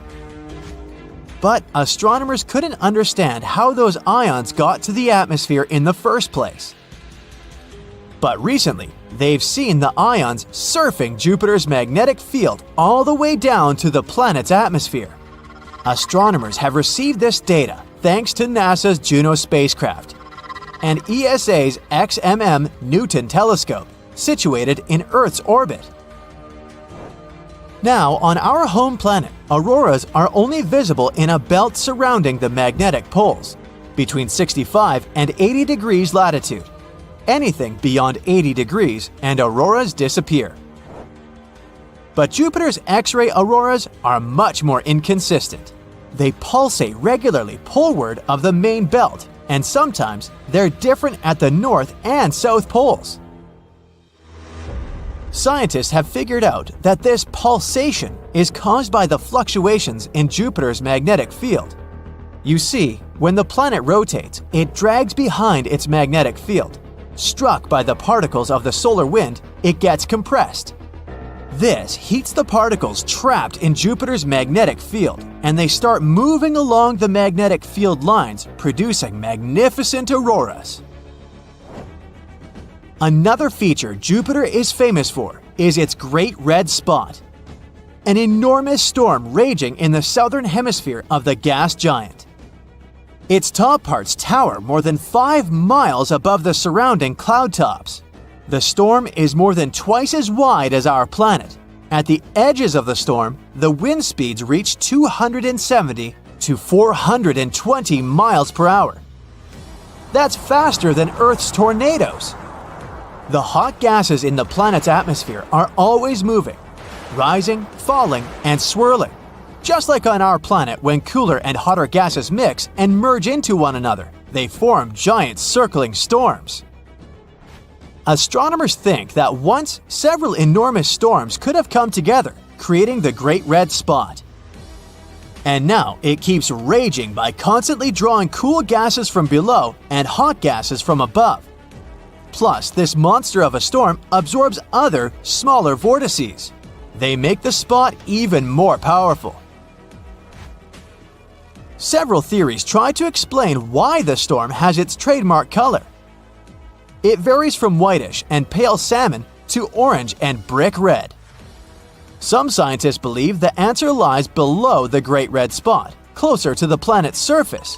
A colorless layer of ammonium hydrosulfide might be reacting with the cosmic rays or the UV radiation coming from the sun. This somehow gives the spot its pretty red color, but so far, it's just a theory. Astronomers have been observing the Great Red Spot since the 1830s.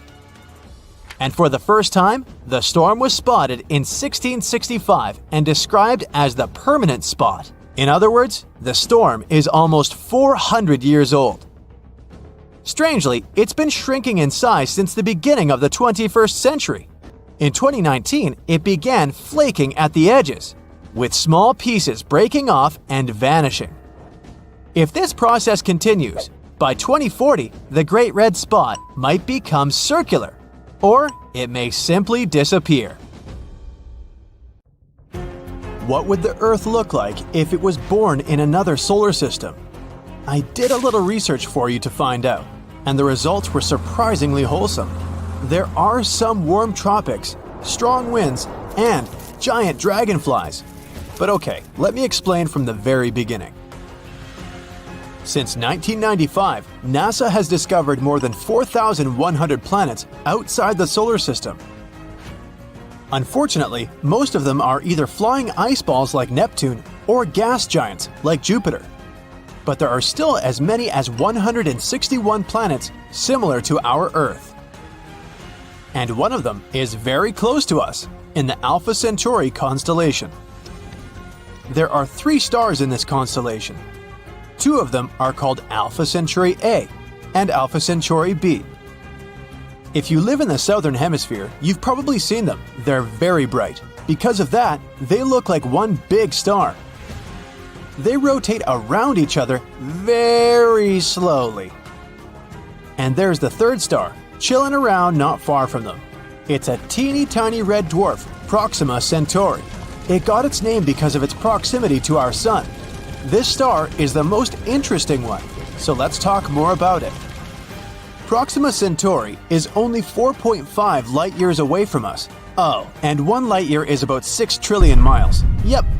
If we went there, it would have taken just a little over 165,000 years of traveling in a space shuttle. Oh, you think that's a lot? For the universe, it's like checking on your fridge. Proxima Centauri is much lighter and much smaller than the Sun. It's also 2 times colder than the Sun, with a temperature of 3,000 Kelvin. That's why we can't see it without a telescope. On the bright side though, it will burn for trillions of years, and you don't have to worry that one day it will eat us like our Sun. And yes, our twin planet is located right next to Proxima Centauri. This planet is called Proxima b. Yeah, I know, they got creative with all these names. I hope you won't get confused. It's slightly larger and more massive than the Earth. This planet is located in the habitable zone of Proxima Centauri. It means that there can be water and even some microorganisms there. Yes, it's possible that one day we'll find some life there. But right now, we don't know much about this mysterious planet. It's probably a rocky planet like our Earth and has a similar landscape, but this is just a theory. Who knows what kind of jokes the universe can throw at us? It would be a shame to fly 165,000 years just to stumble upon a giant piece of ice or something. Fortunately, we probably don't have to wait that long. The big brains are now developing a technology that would allow us to move at the speed close to the speed of light. If they succeed, we'll get to Proxima b in just 20 years. But anyway, this video is not just about Proxima b. It's about what would have happened if life had originated not in our solar system, but in Alpha Centauri. What if we were orbiting Proxima Centauri, or the other 2 stars? So now, let's imagine that the Earth has replaced Proxima b. I'm going to call this new planet New Earth. Guess I'm not very creative at naming either. First of all, the orbit. The new Earth must be about 25 times closer to its star than Proxima b is. Otherwise, it would be unimaginably cold. Let's move the planet a little closer. Excellent. The day still lasts 24 hours, but our orbital period is very high. Proxima b revolves around its star in 11 days. But we'll make it in just 8. Hey, a birthday party every week? Sign me up. Oh, hold on. There's another problem. You see, Proxima Centauri is a flare star. This means that sometimes, just out of nowhere, it throws out some stellar winds. These winds carry around a bunch of ionized particles, which then settle on the planets. Yeah, our Sun also does that, but Proxima Centauri tries to finish us off 2,000 times harder than our Sun, so the radiation levels are off the scale, to say the least. Don't worry, it's fine. All we need are incredibly strong magnetic fields. They will help us create a very thick atmosphere that can protect us from the Proxima Centauri's tantrums. So now it's going to be very warm. Or not. Another problem. Scientists are still not sure how exactly Proxima Centauri's planets rotate around it. What if they turn out to be tidally locked, like our Moon? Then one half of the new Earth will be a frying pan, and the other half will be some frosty deserts. Oh, it's fine, we'll just settle down somewhere in the middle. Didn't expect that I would ever say this, but it will definitely be warm at the North Pole. And if we're lucky with the rotation, we'll just get a cozy, warm planet. The average temperature is about 70 degrees Fahrenheit, and there aren't any extreme temperatures. On the new Earth, we have much more water. The weather is generally pretty crazy. Some very strong winds and quite destructive rains that can go on for quite a long time, but you can adapt. Temperature changes are much more noticeable in the mountains. Just like on Earth, the higher you climb, the colder it gets, except it's very cold right here at the top. Because of this, the mountains and hills have jungles below and snow-covered deserts on the tops. But in general, it's almost like the Earth's tropics. The flora is very rich, the trees are very low but lush. The thick atmosphere also makes flying easier, so there are a lot of large flying animals, like dragonflies with a wingspan of 16 feet. Moving on. The sky here is much lighter than that on Earth and very cloudy. Sometimes it may seem completely white. But the starry night is beautiful and bright. There are 4 suns. Our main one is Proxima Centauri. We can also see 2 bright Alpha Centauri stars. And finally, our old sun, which looks like a bright, distant star. I'll allow you to shed a tear for the old Earth. There's a few planets near us, like Proxima Centauri c. The host star is surrounded by 2 belts of cosmic dust, so get ready for some gorgeous, colorful night views. So what we have in the end is a little crazy, but a beautiful green planet. I personally wouldn't mind moving there already. What about you? Write in the comments. Alright, so now we know what would have happened if our Earth had been born near Proxima Centauri. What about the other 2 stars? Unfortunately, we won't be able to rotate near 2 stars at the same time. Scientists suspect that Alpha Centauri A and B have some kind of common planet that jumps from one orbit to another, but it's probably very cold. Let's choose Alpha Centauri A. Just like on the new Earth, here our average temperatures are about 70 degrees Fahrenheit, but now the temperature variation is quite large. It goes from -100 degrees Fahrenheit at the South Pole to 113 degrees Fahrenheit at the equator. We'll be fine close to the north. The day is still 24 hours, and the orbital period is 1 year and 1 month. It's almost the same for the Alpha Centauri B, but the orbital period is about half a year. Other conditions are very similar to those on Earth. Changes in the seasons are almost not noticeable. The temperatures don't change much either. No matter where we settle down, the neighboring star will be clearly visible, but we probably won't see Proxima Centauri. And that's about it. Of course, all this assumes perfect conditions.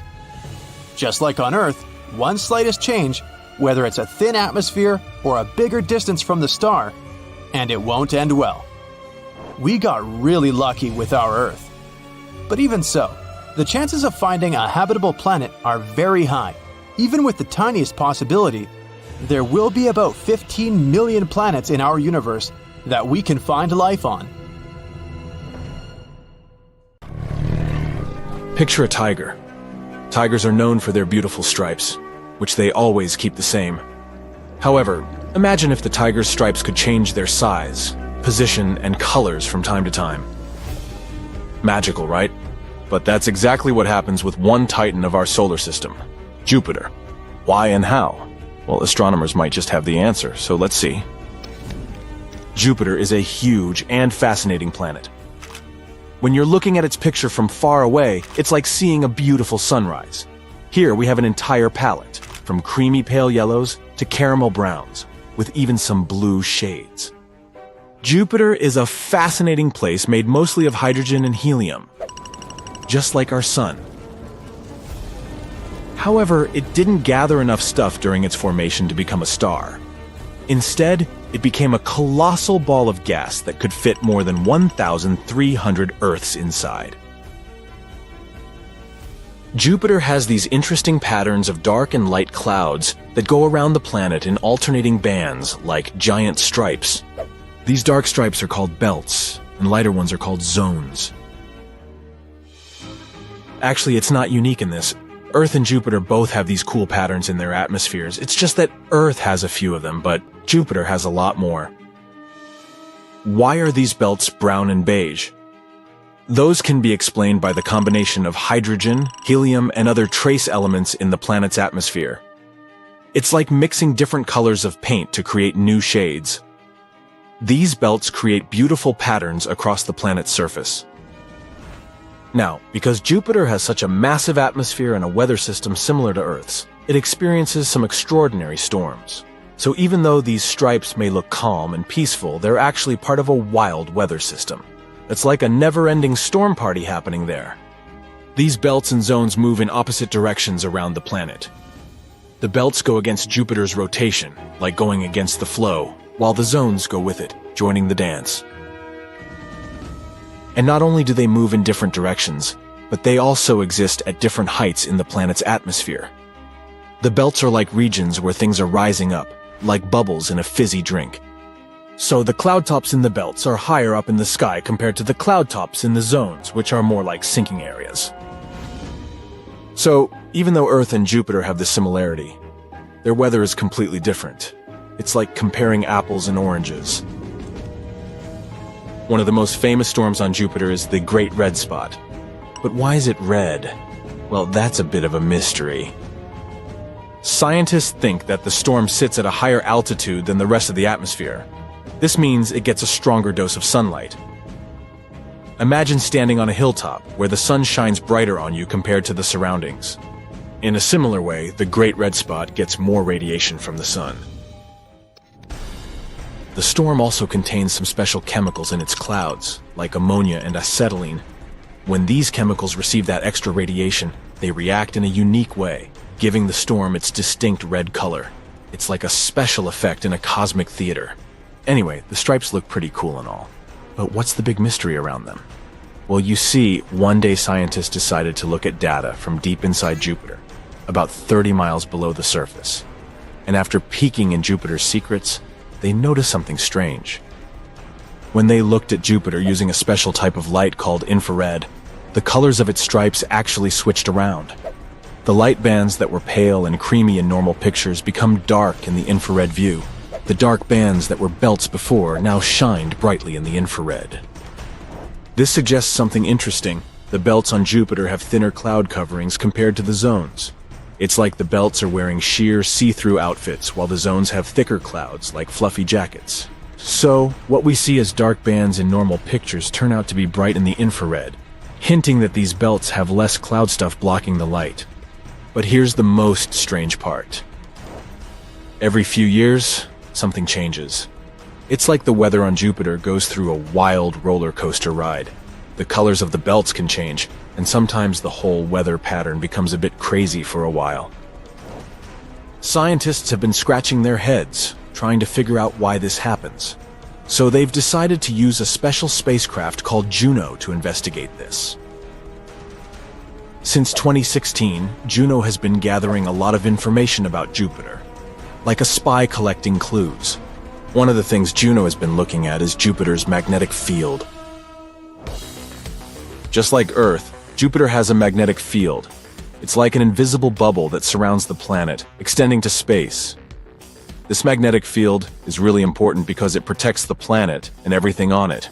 It acts like a shield against harmful particles from space, like those coming from the sun. But Jupiter's way bigger than us, so his protective shield is much stronger. Magnetic fields are generated by something called a dynamo, which is like a big, swirling, conducting fluid inside the planet. This fluid moves around and rotates, kind of like a dance party happening deep within the planet. So, scientists have been looking at the data collected by Juno over the years and noticed something interesting. Jupiter's magnetic field has its own little motions, kind of like when you see waves in the ocean. Scientists call these motions torsional oscillations, which is just a fancy way of saying wave-like movements. It's like Jupiter is doing its own magnetic dance. Now let's imagine that Jupiter's insides are like a giant pot of boiling soup. Deep within Jupiter, there are slow currents that carry heat upwards, just like a conveyor belt. This heat eventually reaches the upper part where we see the clouds. But here's where things get interesting. Imagine someone starts stirring the soup really fast with a spoon. Those wavy magnetic movements, the torsional oscillations, act just like that spoon. They create a disturbance that messes up the slow currents. Now this disruption has a big impact on Jupiter's weather. It's like turning up the heat in the kitchen and changing the way the soup cooks. The patterns of rising and sinking in the clouds, which we call upwelling and downwelling, get all mixed up. A whirlwind in the soup. Our clever scientists also noticed something special near Jupiter's equator. They discovered a concentrated spot of magnetism called the Great Blue Spot. And guess what? This spot is slowing down, like it's taking a break from its usual fast movement. This suggests that a new type of wavy motion, a new dance, is about to begin. So, to sum it all up, the scientists have come up with a cool idea. These wavy magnetic movements, the torsional oscillations, disrupt the slow currents inside Jupiter, messing up the cloud patterns and causing wild weather. And when the scientists calculated the time it takes for these wave-like motions to happen, they discovered that they match the same time periods when the stripes on Jupiter change. So, in simple terms, the scientists think that these wave-like movements in Jupiter's magnetic field are causing the changes in the stripes on the planet. Pieces of a puzzle are coming together. Scientists are still trying to fully understand why this happens, but it's an exciting step forward in unraveling the mysteries of our vast universe. But there are still some mysteries left to solve. To find more answers, scientists need to keep watching Jupiter closely in the future. By observing how the clouds change, they can check if their theory is correct or if it needs some adjustments. From its massive storms to its colorful belts, Jupiter never fails to amaze us with its cosmic wonders. It may not have ignited as a star, but it shines brightly as a gas giant, captivating us with its size and beauty. So keep your curiosity alive and always reach for the stars.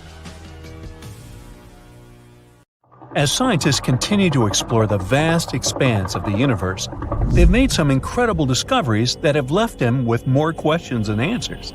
From a scorching super-Earth to a football-shaped world, the exoplanet discoveries of 2022 are truly out of this world. So, hold on tight, the future of exoplanet discoveries is looking brighter than ever. Number 1. New type of exoplanets. Red dwarfs make up over 70% of all stars in space. So, in September of 2022, scientists decided to take a closer look at the small worlds orbiting them. What they found was amazing. New type of exoplanets that were made of half rock and half water, either in liquid or ice form. The researchers suggested that these planets likely arose from icy material and were born far away from their stars, past the ice line, where surface temperatures are freezing. But they later migrated closer in, to where the astronomers detected them. This discovery could have huge implications in the search for life in the cosmos. Though these planets are loaded with water, they might not be covered in oceans. Who knows? Maybe one of them will be the next Earth 2.0. Number 2. Jupiter-sized world. Imagine a planet so massive and mysterious, it's like a hidden Jupiter in our galaxy. Well, we just discovered one of those orbiting a star just 379 light-years away. Just. We've named it the TOI 2180b, and it's got everyone talking. Why? Well, for starters, this planet takes a whopping 261 days to orbit its star, which is much longer than most distant gas giants we've come across so far. But that's not all. The temperature on this world is surprisingly mild, averaging at a balmy 170 degrees Fahrenheit. For comparison, the temperature on Jupiter and Saturn is around minus 280 degrees. It's like a bridge between the giant exoplanets we've found and our Jupiter. But the question remains, how did this planet get to be so different? Scientists are still trying to figure that out. Let's hope that we get some answers soon. Number 3. The Hulk planet. This world is a place where the surface is covered in molten magma, and the year lasts just half a day. Welcome to TOI 1075b, an exoplanet that's been dubbed the planet Hulk by scientists. Located 200 light-years away, this super-Earth is one of the most massive ever discovered. Its proximity to its parent star causes its surface to reach scorching temperatures of 1922 degrees. It's so hot that any form of water would evaporate instantly, and the air would be filled with vaporized rock. But it's not just the heat that's impressive, it's also its size. TOI 1075b is nearly 10 times the mass of Earth, making it one of the most massive super-Earths ever discovered. But the mystery doesn't stop there. The planet's orbit takes just 14.5 hours, making it one of the shortest orbital periods ever recorded for a planet of its size. What an exciting addition to our catalog! Number 4. 3 doomed planets. Astronomers made a shocking discovery of 3 planets that are circling in a dangerous dance next to the slowly fading stars. Just a decade ago, scientists never even imagined such planets could exist. These gas giant planets, similar in size to Jupiter, orbit way too close to their slowly fading stars. They're basically walking on the edge. Take one of them, for example, dubbed TOI 2337b. Its orbit will likely send it hurtling straight into the fiery arms of its host star in less than 1 million years. Well, I won't be around then. As these stars enter their final days, they're pulling in nearby planets like a black hole, altering their orbits and potentially causing catastrophic collisions. And as these planets get closer to their stars, their atmospheres heat up and swell, leading to some mind-boggling differences in density. But despite the doom and gloom, studying these worlds could give us valuable insights into the evolution of our own solar system. Number 5. Planet with a barium's atmosphere. These are 2 hot blazing planets, each with an atmosphere made of the heaviest element ever found in an exoplanet, barium. These planets, known as WASP-76b and WASP-121b, are ultra-hot gas giants called superjupiters that orbit incredibly close to their stars. These planets are basically like giant balls of fire, with one side facing the star, cooking at temperatures hot enough to vaporize iron and other metals. But as the hot iron vapor is blown into the planet's cooler night side, it turns into liquid and falls as iron rain. And these planets held a special surprise for us. Barium is a heavy metal, about 2.5 times as heavy as iron. And yet, scientists were able to detect it in the upper layers of these planets' atmospheres. This is truly a mystery, and a puzzle we're still trying to solve. Imagine landing on a planet like this and looking at this rain of iron and the heavy barium in its skies. That would be awesomely horrifying. Number 6. The Football Planet. Get ready to have your mind blown, space enthusiasts, because we've just discovered the ultimate football-shaped planet, and it's unlike anything we've ever seen before. Meet WASP-103b, the ultra-hot exoplanet that's more than 1,000 light-years away from Earth. This gas giant is so close to its parent star that its shape is being stretched by the intense gravitational forces. But this isn't just a fun shapeshifter. It's also a valuable scientific discovery. By studying the planet's passes across its star, we were able to measure its deformation for the first time ever. It's like taking a snapshot of a planet in motion, and it's giving us insights into the extreme conditions that these planets can endure. This is truly a great discovery. Number 7. A zodiacal light. Are you ready for a cosmic ghost story? Scientists and high school students in China have uncovered a spooky phenomenon on 3 distant exoplanets. It's called zodiacal light, a glow that's similar to the one seen here on Earth during sunset. But this isn't just some eerie light show. It could hold clues about the makeup of these potentially habitable worlds. Imagine watching the sunset from a dark spot on Earth, and instead of darkness, a triangle of light appears. That's zodiacal light. It's caused by sunlight reflecting off dust particles that fill the solar system, the remains of asteroids and comets. A team of researchers analyzed 47 potential habitable exoplanets named Kepler 69c, Kepler 1229b, and Kepler 395c, all super-Earths, had signs of this light. This discovery is more than just a spooky phenomenon. It could reveal information about the presence of asteroids and comets in these exoplanet systems, which could be difficult to detect otherwise. So that's pretty neat. Number 8. A planet with silicate clouds. Introducing VHS 1259b, not a home video recording system, but a strange and exotic world shrouded in mystery and wonder. A place where the clouds are made of sand and the sky is forever red. This isn't the stuff of science fiction, but a real-life discovery made by the brilliant minds at NASA. This is a brown dwarf exoplanet that's making waves in the astronomical community. It's way too massive for a planet, nearly 20 times the size of Jupiter, but it's not quite a star.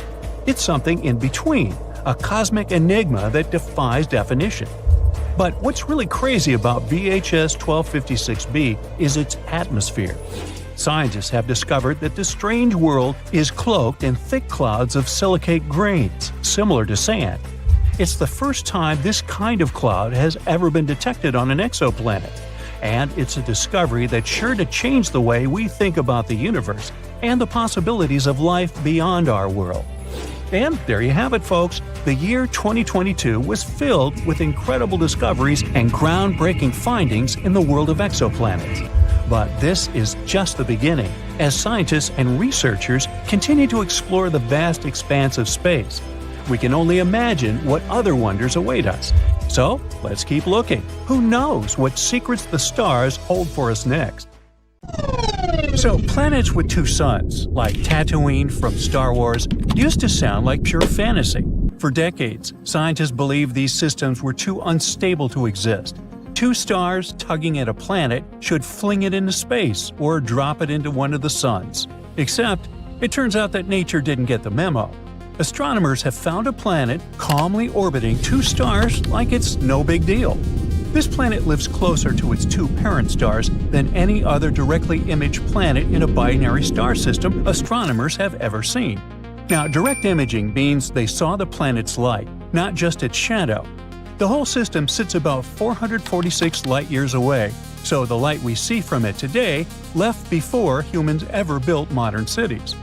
This space monster is roughly 6 times the mass of Jupiter. And even more surprising, the planet is only about 13 million years old. That sounds ancient until you zoom out a little. Earth is about 4.6 billion years old, which makes this planet basically a newborn in cosmic terms. The two suns of this monster orbit each other incredibly fast and complete a full loop in just 18 Earth days. That means their gravity constantly shifts, yanking space around them like a cosmic washing machine. Even so, the planet stays locked in its path, so it takes it 300 Earth years to finish a single orbit. So nobody fully understands how this planet formed in the first place. When two stars orbit each other this closely, their gravity usually tears apart planet-forming material before anything big can take shape. Scientists have only found a few dozen planets like this so far, and that's nowhere near enough to piece together the full story. To solve the mystery, they need more data. Now, another cool find that still needs more research is a planet so stretched by gravity that it looks like a lemon, not a sphere. This planet is nothing like the calm blue and green worlds we see in space movies. It orbits a pulsar, which is basically a star's corpse. When a massive star expires, it collapses into an ultra-dense object that spins insanely fast and blasts radiation like a cosmic lighthouse. Being near one of those means game over for anything solid. And yet, this planet hangs on, barely. The gravity stretches it, pulling harder on the side facing the pulsar than the far side, like cosmic taffy. And here's where it gets extra unsettling. When scientists analyzed this planet's atmosphere, they didn't find water or oxygen. They found helium and pure carbon. No clouds, no oceans, no chance of life. According to everything we know about planet formation, this world shouldn't exist at all. So it might not be a planet in the normal sense. It could be the exposed core of a star that got shredded, leaving behind something stuck between planet and stellar corpse. That's a pretty scary trend. The line between planets and stars keeps getting blurry. And speaking of scary, meet this guy. This system lives around two red dwarf stars. These two stars orbit each other at a distance similar to how far Jupiter sits from the Sun.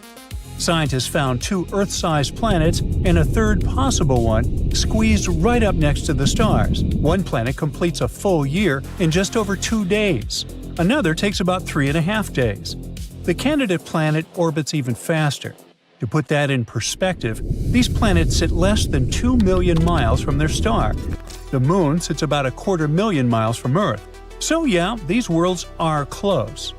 When they combined data from space and ground-based telescopes, astronomers realized they were staring at something totally new – planets that transit or pass in front of both stars. Most planets in double-star systems orbit only one star, and this setup shouldn't last long according to the rules of physics. But these planets exist anyway, calmly breaking the rules. So this guide proves that planet formation works in ways we still don't fully understand, and space clearly enjoys messing with our expectations. Now, let's crank up the horror a notch. Astronomers made the first ever 3D map of a planet outside our solar system. And not just any planet. This one is so hot it literally tears water molecules apart. As the planet moved behind its star, the James Webb watched tiny changes in the star's light at different colors or wavelengths. Some colors get absorbed by water vapor, others don't. By stacking all that info together, scientists figured out temperatures at different heights and locations in the planet's atmosphere. And that's how they learned that parts of its atmosphere heat up to nearly 5,000 degrees Fahrenheit, hotter than molten lava. This superhot planet sits about 400 light-years away and weighs around 10 times as much as Jupiter. It races around its star in just 23 hours. 1 year there is basically a day. And because it's so close, the temperatures get so high. Winds try to move heat around, but they totally fail. WASP 18b's atmosphere barely has any water and instead overflows with carbon monoxide. Astronomers once believed water should be common in giant planet atmospheres. This world proves water is optional, not guaranteed. Now, magma worlds are another perfect proof of that. There's a huge group of planets called sub-Neptunes, planets bigger than Earth but smaller than Neptune. For a while, some scientists hoped these worlds were Haitian planets, covered in deep oceans of water or ice, wrapped in thick atmospheres. One famous example was K2-18. Its atmosphere showed methane and carbon dioxide, but almost no ammonia. But as it turned out, lava dissolves ammonia too, so the missing ammonia doesn't prove water at all. It could just mean the planet has a global ocean of magma instead. The researchers modeled how these planets heat up, cool down, and evolve over time. They asked a simple question: do these planets ever cool enough to stop being lava worlds? And the answer was almost never. When they tested thousands of known sub-Neptunes, they say almost all of them are likely lava worlds, not water worlds. In simple terms, these planets don't breathe water vapor, they breathe rock vapor. Their atmospheres come from magma boiling, not oceans evaporating. And that changes everything. Many worlds we once labeled maybe habitable turn into hellscapes the moment you run the numbers honestly. And that means space isn't hiding Earth clones, but mass-producing furnaces and other sorts of monsters. Take this bad boy, for instance. It sits only about 64 light-years away, which is uncomfortably close in cosmic terms, and it's the nearest hot Jupiter to Earth. From afar, it looks stunning, a smooth, deep blue marble floating peacefully in space. But that color hides something absolutely brutal. On this planet, it rains glass, sideways. Winds scream across the atmosphere at around 5,400 miles per hour, fast enough to shred anything instantly. The blue color comes from tiny particles of silicate, the stuff glass is made of, floating in the air. The planet's surface temperature hits about 2,400 degrees Fahrenheit, hot enough to melt rock.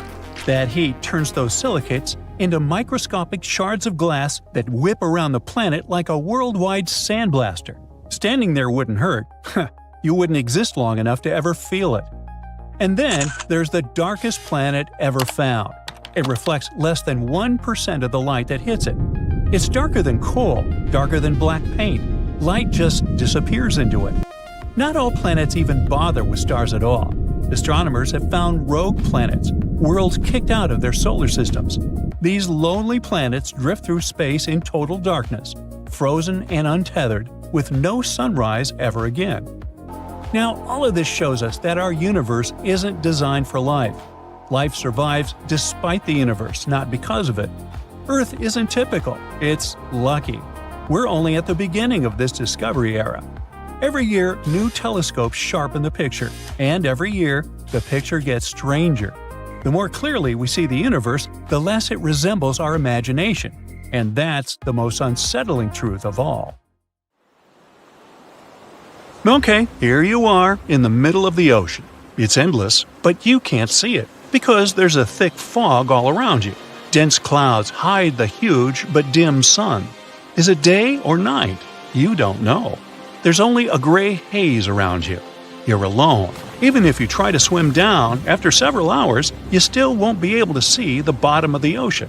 And that's a typical water planet for you. I know, sounded kind of dark, but it's not that bad. These water worlds are more interesting than they may seem, so let's take a look at them. The ocean planet is a planet that consists, as you might have guessed, mainly of water, ice, and maybe some rocks. Think of the Earth's oceans. Its horrifying depths, the Mariana Trench, and all that. And now, can you guess how much space all the water on Earth takes up? 0.025%, exactly. Now, just try to imagine a world of 40 to 60% water. If you dive in there, the depth can exceed 60 miles. Compared to that, the 6-mile depth of our Mariana Trench sounds like nothing. And yeah, the pressure there will be enormous. It can reach up to 20,000 Earth atmospheres. Very crushing.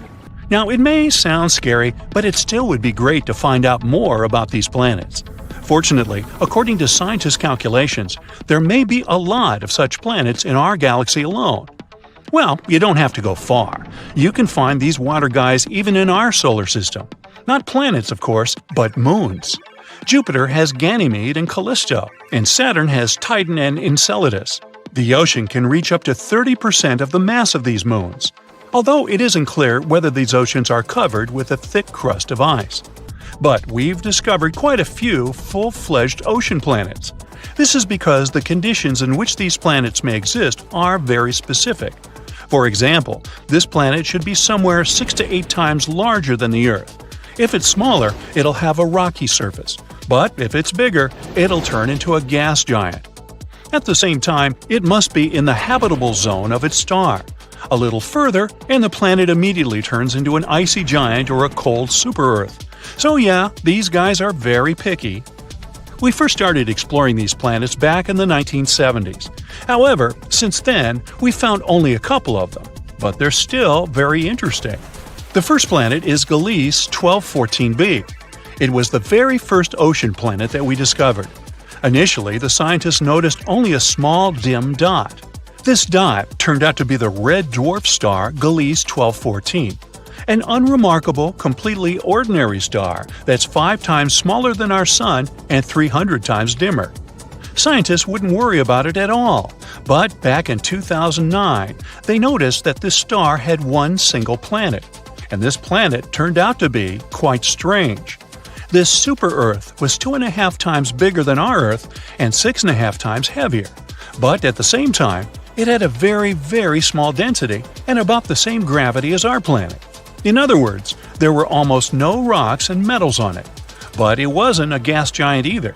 So there was only one option left. It was covered in water and ice. And that's how we discovered the first ocean planet. Well, actually, we can only assume that it consists of water. That's what the mathematical calculations say. In reality, this planet is quite confusing. It's difficult to explore, and so far, scientists haven't been able to find anything there. No hydrogen, no helium, no water, nada. That's because the outer layer of the atmosphere of this planet is very dense, and it perfectly hides its composition. But even so, it's probably a water world. Gliese 1214b is very close to its star. It's only 0.014 astronomical units away, which is less than the distance between the Moon and us. The year there lasts about 36 hours, and the temperatures, to put it mildly, are just wild. Scientists suggest that the average temperature there can reach 250 to 535 degrees Fahrenheit. Woo, that's hot. Remember the creepy description from the beginning? Well, actually, spending time on Gliese 1214b would be a little different, more like swimming in a steam boiler. Because of such gigantic temperatures, the ocean on the surface will be constantly in a state close to boiling without actually reaching it. So, Imagine that you're descending to the surface of this planet, flying through clouds of steam, and then you suddenly find yourself in the water. What? But when did it happen? Well, that's because the boundary between steam and water on Gliese 1214b will be very blurred. Of course, you won't be able to swim to the bottom of this ocean, but most likely, this bottom is covered with a very thick layer of so-called hot ice. It's like regular ice, but it doesn't really care about the laws of physics, so it just doesn't melt even at gigantic temperatures. And the thickness of this ice can reach as much as 3,000 miles. So that's it for the creepy Gliese 1214b, and not an Airbnb in sight. Now, although we can't 100% guarantee that it's a water world, we still have another candidate for this position. A newly discovered planet called TOI 1452b. This planet, located in the Dragon constellation, is almost 100 light-years away from us. It was discovered using the TESS telescope by a group of researchers from the University of Montreal. This planet also belongs to the class of super-Earths. It's 7 times larger than our planet, but 48 times heavier. Again, all this is at a very low density. Because of this, scientists have suggested that almost the entire planet consists of a giant ocean. Here, we were a little luckier. This world won't be just a giant puddle in some thick ice. On this planet, there's probably a rocky surface deep under the water, just like in a typical ocean. Don't get too excited though, this ocean will certainly be very different from what we're used to. TOI 1452b also orbits a small red dwarf. And not even one, but 2 at once. At the same time, if the previous planet was close to its sun, then this one, on the contrary, is very, very far away.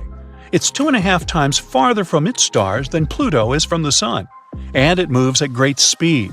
A year there lasts only 11 days. But we still don't know many things about this planet.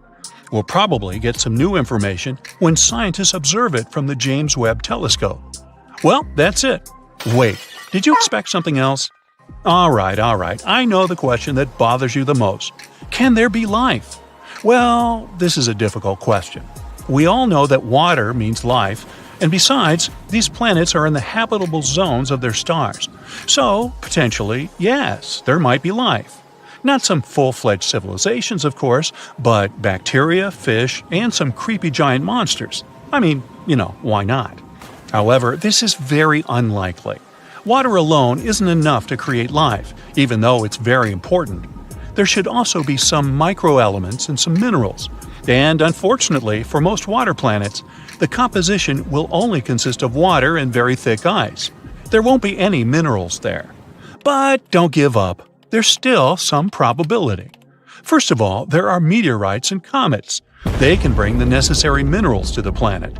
The more often they crash into it, the higher the probability that they'll bring something like this into the ocean and thus create life. Secondly, TOI 1452b actually has these minerals. Yes, we don't know how deep the rocky bottom is located there. But if it exists, then surely something could have originated there. Let's hope that new research with powerful telescopes will allow us to find out the truth. And who knows?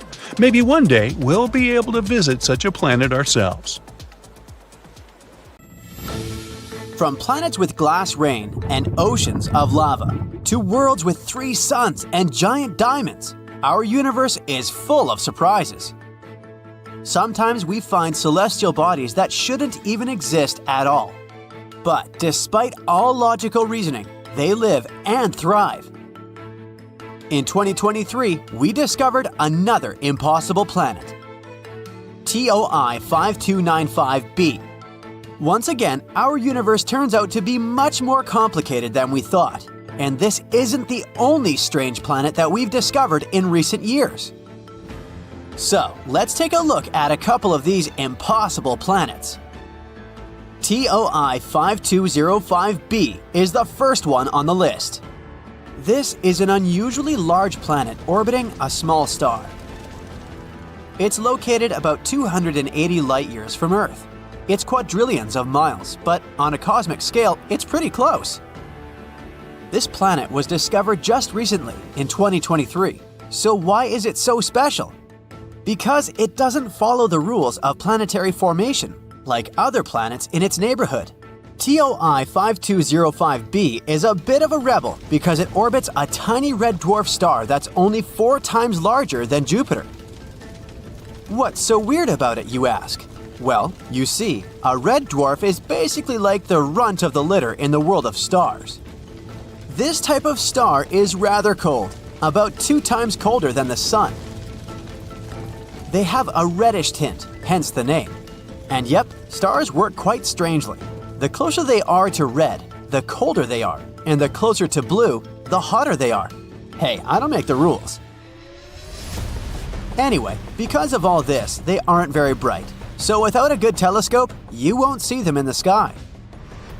But they aren't just some space losers. They're the most common stars in the universe.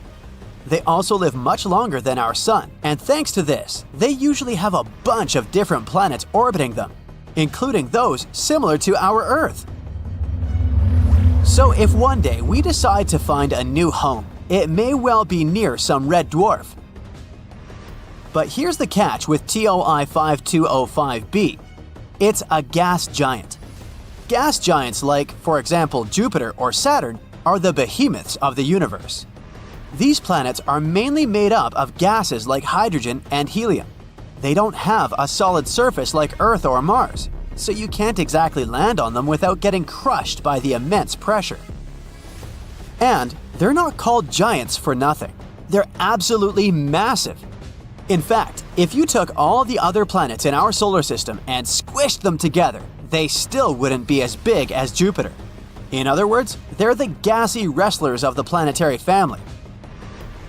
So, how is it possible that such a huge planet orbits such a small, weak star? Red dwarfs are usually considered too small to host gas giants. Moreover, it's physically impossible. Or at least, so we thought. But TOI 5205b had other plans and decided to form near a red dwarf anyway. It's like a small pea orbiting around a lemon, which doesn't sound that bad until you remember that Jupiter next to our Sun is like a pea next to a basketball. Only really big stars are able to keep such big planets nearby. This had astronomers scratching their heads as it went against everything they thought they knew about planet formation. And while we try to figure out how TOI 5205b managed to break the rules, the planet itself seems pretty content to blaze its path through the cosmos. And it isn't the only one. In recent years, scientists have discovered a bunch of such forbidden planets. So let's check out the other ones. For example, TOI 3757b, a giant planet with the density of a marshmallow. Imagine a giant planet that's so soft and fluffy it's like a marshmallow floating in space. That's right, TOI 3757b is a gas giant that's been dubbed the Marshmallow Planet because of its incredibly low density. Of course, it's not edible and cute like real marshmallows, but it would still be fun to touch it. This planet was discovered in 2022. It's located in the constellation of Auriga the Charioteer, 591 light-years from us. Just like the previous one, it's also orbiting around a red dwarf star. And get this, TOI 3757b only takes around 3 days to complete one orbit. Imagine having a birthday every 3 days. It's also incredibly close to its star, just some 3.5 million miles away. For comparison, the distance between the Sun and the planet closest to it, Mercury, is about 36 million miles. So TOI 3757b is like right on top of its star. Let's hope this marshmallow planet doesn't get too toasted. Now let's talk about how this planet was discovered. It was spotted by the Transiting Exoplanet Survey Satellite, or TESS, a space detective on the hunt for new planets. The transit detection method is when scientists use the star's light to find their planets. When the planet passes through the star, it blocks a tiny portion of the star's light, making it look a little dimmer for a while. Scientists can detect this dip in brightness using special instruments. If the dip happens regularly, they can tell that there's a planet orbiting the star. The size of the dip in brightness tells scientists how big the planet is and how close it is to the star. If the dip is really small, that means the planet is probably pretty small too. And if the dip happens more frequently, that means the planet is probably closer to the star. And this is how we discovered our marshmallow planet and many other ones. Overall, TOI 3757b is a fascinating planet that's captured our imaginations with its unique properties. Now, let's move on to the next mysterious celestial body. TYC 8998-760-1b on the border of a planet and a star. Whew, that was a mouthful. Let me introduce you to a planet whose name I won't repeat. Well, this baby is also a gas giant, but not just any gas giant. In fact, it's so big it could make Jupiter feel like a tiny pebble in comparison. I mean, it's 14 times the mass of Jupiter and 3 times as big around. Isn't that impressive? It orbits a very young, sun-like star 300 light-years away. This star is only 17 million years old, and yes, it's considered a baby among the stars. For comparison, our own Sun is about 4.5 billion years old. But the star itself isn't that interesting. The planet, on the other hand, is a bit of a weirdo. You see, planets just can't be that big. With its enormous mass, it should be a star. It's kind of like the Caspian Sea, which is considered the largest lake in the world. Just as the Caspian Sea isn't really a sea or a lake, this planet is the middle child of the universe. Not quite a star, but not exactly a planet either. Some scientists think that it might be a failed star, which is like saying a cake that didn't rise properly. And let's talk about its temperature. You know how you feel like a baked potato when it's 90 degrees Fahrenheit outside? Well, this planet laughs at us. Its estimated surface temperature is a whopping 2,600 degrees Fahrenheit. That's hotter than a jalapeno popper straight out of the fryer. This time, the planet was discovered by the imaging detection method. You see, capturing pictures of exoplanets is no easy feat. The star is always way brighter and ruins the pic. It's like trying to take a selfie with your crush while your annoying little sibling is jumping up and down in front of you. But scientists have a solution. They use some specialized optics and clever observation methods, like coronography. They basically block out the light of a star so that we can see the planet more clearly. Magic, right? And that's how they discovered this not-a-star planet too. And now it's giving scientists a lot to think about. It makes us question what we know about the formation of planets. Let's hope we'll find out more about it in the future. It's amazing to think about the weird and wacky things that exist in our universe, and these planets definitely fit the bill. Who knows what else is out there waiting to be discovered? Maybe someday we'll find a planet that's even more impossible than the ones we just discussed.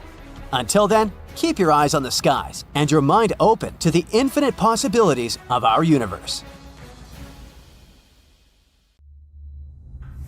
Earth. Home. The third blue rock from the Sun. The only known planet where life can thrive.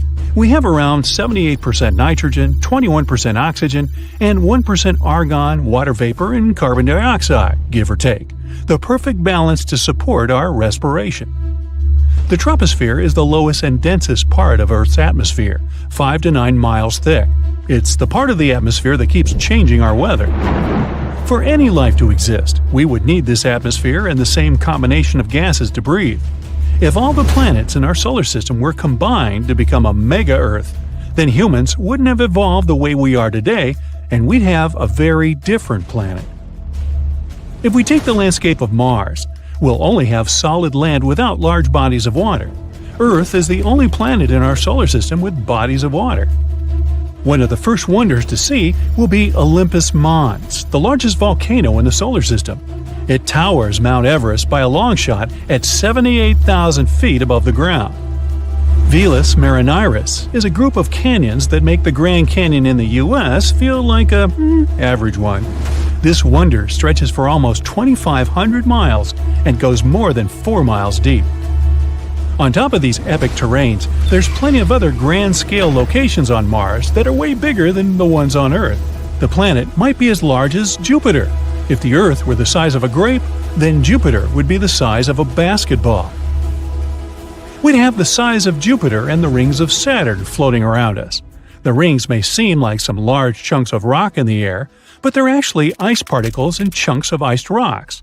They range from the size of pebbles to car-sized ones. Saturn's rings are supported by the unique gravity in the region. With a lot of these ice rocks floating in the sky, there won't be much sunlight entering the planet, which means the planet will always be colder than usual. Not to mention the many moons it has. Our megaplanet could also have many moons circling above us, contributing to the tidal waves. Jupiter is known for the red spot, a place twice the size of Earth that has hurricane-like storms that have been going on for hundreds of years. The people of Mega-Earth will settle far away from it. Mercury is a planet but looks like the Moon due to all the craters lying around. That's because of many asteroids and comets striking it over billions of years. But the landscape here mainly consists of mountains, highlands, cliffs, and valleys. The Caloris Basin is almost 1,000 miles wide. They believe it was formed by a comet. The deserts on Earth are mainly hot and consist of dunes of sand, but they also have flat plains and small hills. The largest desert in the world is the whole Antarctic continent. Mercury has no atmosphere to trap any heat, so it gets really hot when the sun is facing it and freezing cold when the planet turns away from it. On this combined mega-Earth, the desert will most likely have a similar landscape to that of Mercury.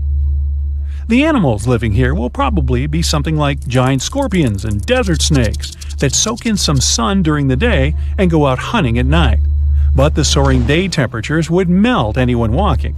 And even though Mercury is the closest planet to the Sun, it's not the hottest.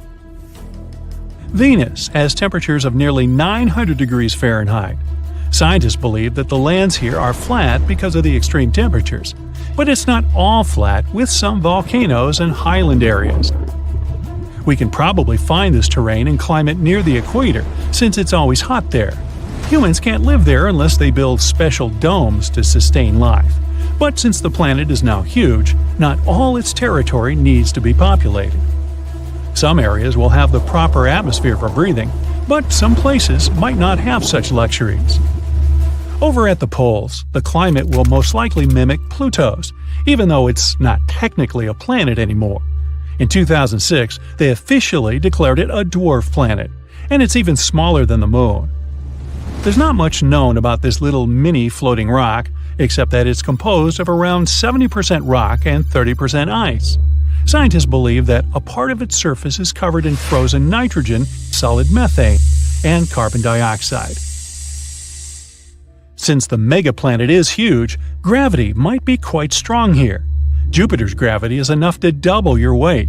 Humans will most likely be really tall and mega-sized to match the big planet. Even the oceans will be huge. Our oceans will look like little lakes compared to what Mega-Earth has in store for us.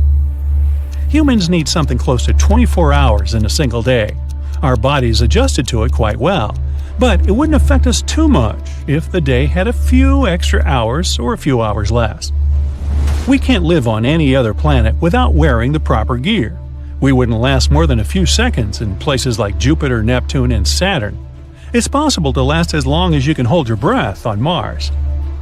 The atmosphere is thin and the gravity is similar to ours, but you might freeze. Even though it's a red planet, it's actually very cold and has ice caps in the poles covered with carbon dioxide. The same's true for Mercury. You can only last there as long as you can hold your breath and be in the sweet spot between the sunrise and the sunset. Ancient civilizations wouldn't have been as diverse as they were on Earth, since the extreme terrains and conditions wouldn't have allowed for discovery and trading. But eventually, as humans developed special technologies for certain areas, different cultures would emerge. Many animals would also evolve in specific and unique ways, but because of the planet's enormous size, isolation, and being on top of the food chain would let certain animals be around since the beginning of the planet without evolving. So it's possible that this mega-Earth might have ancient dinosaurs roaming around, and they'd be even bigger than the ones on Earth. And even though there's a high chance that some humans might be physically different than each other, there might even be more than one species of humans living on opposite ends of the planet. Because of the isolation, they evolved in their own ways according to their surroundings. Over the centuries, technological advancements would spread different cultures around, and we'd be more open to each other. Neanderthals and Homo sapiens once lived side by side and were considered as the two species of humans. Neanderthals were intelligent and used tools for hunting and drawing. Homo sapiens were survivors and wandered around to discover new land. There could be two dominant human species and other minor ones that live in certain areas on Mega-Earth. They'd be bigger, tougher, and faster than us. The ones who live by the trees would have elongated limbs to stretch out and swing from tree to tree. The ones that live in savannas will probably run really fast and have long legs for that. Countries and cities will be bigger than what we have on regular Earth. A country can be as big as Earth itself. The human population can reach tens of billions. Special transportation technology might be invented for people to travel from one continent to another. Covering those distances can take months or even years if using regular aircraft. High-speed trains that travel so fast over land and rocket-like planes going through the sky. Traveling through oceans will require extremely sturdy ships. Traveling through the Atlantic Ocean is already scary for many, so imagine going on a voyage across a body of water that's potentially 8 times the size of Earth. We're going to need a bigger boat. There'll be areas to avoid, like the red spot with its perpetual storms raging on, but the tourist industry might have some room for anyone who wants to see it. Living on such a huge planet is unlikely going to become a reality for most of us anytime soon. But scientists are already discussing moving to other planets to find a new home for humans.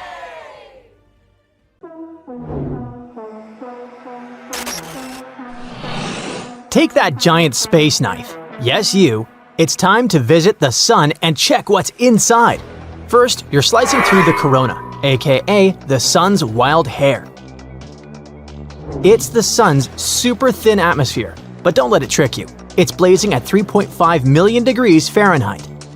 While cutting through it, you see plasma threads whipping around like solar spaghetti.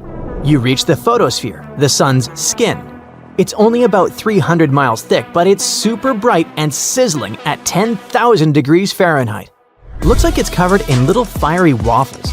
They're called granules, and they're each about 600 miles wide. Then comes the convective zone, where hot plasma is floating up in bubbly chunks. Next, the radiative zone. This part's like molasses made of light. It takes 170,000 years for energy to crawl through here. Finally, you start cutting into the core, and boom! Instant heat wave. It's like the sun's pressure cooker.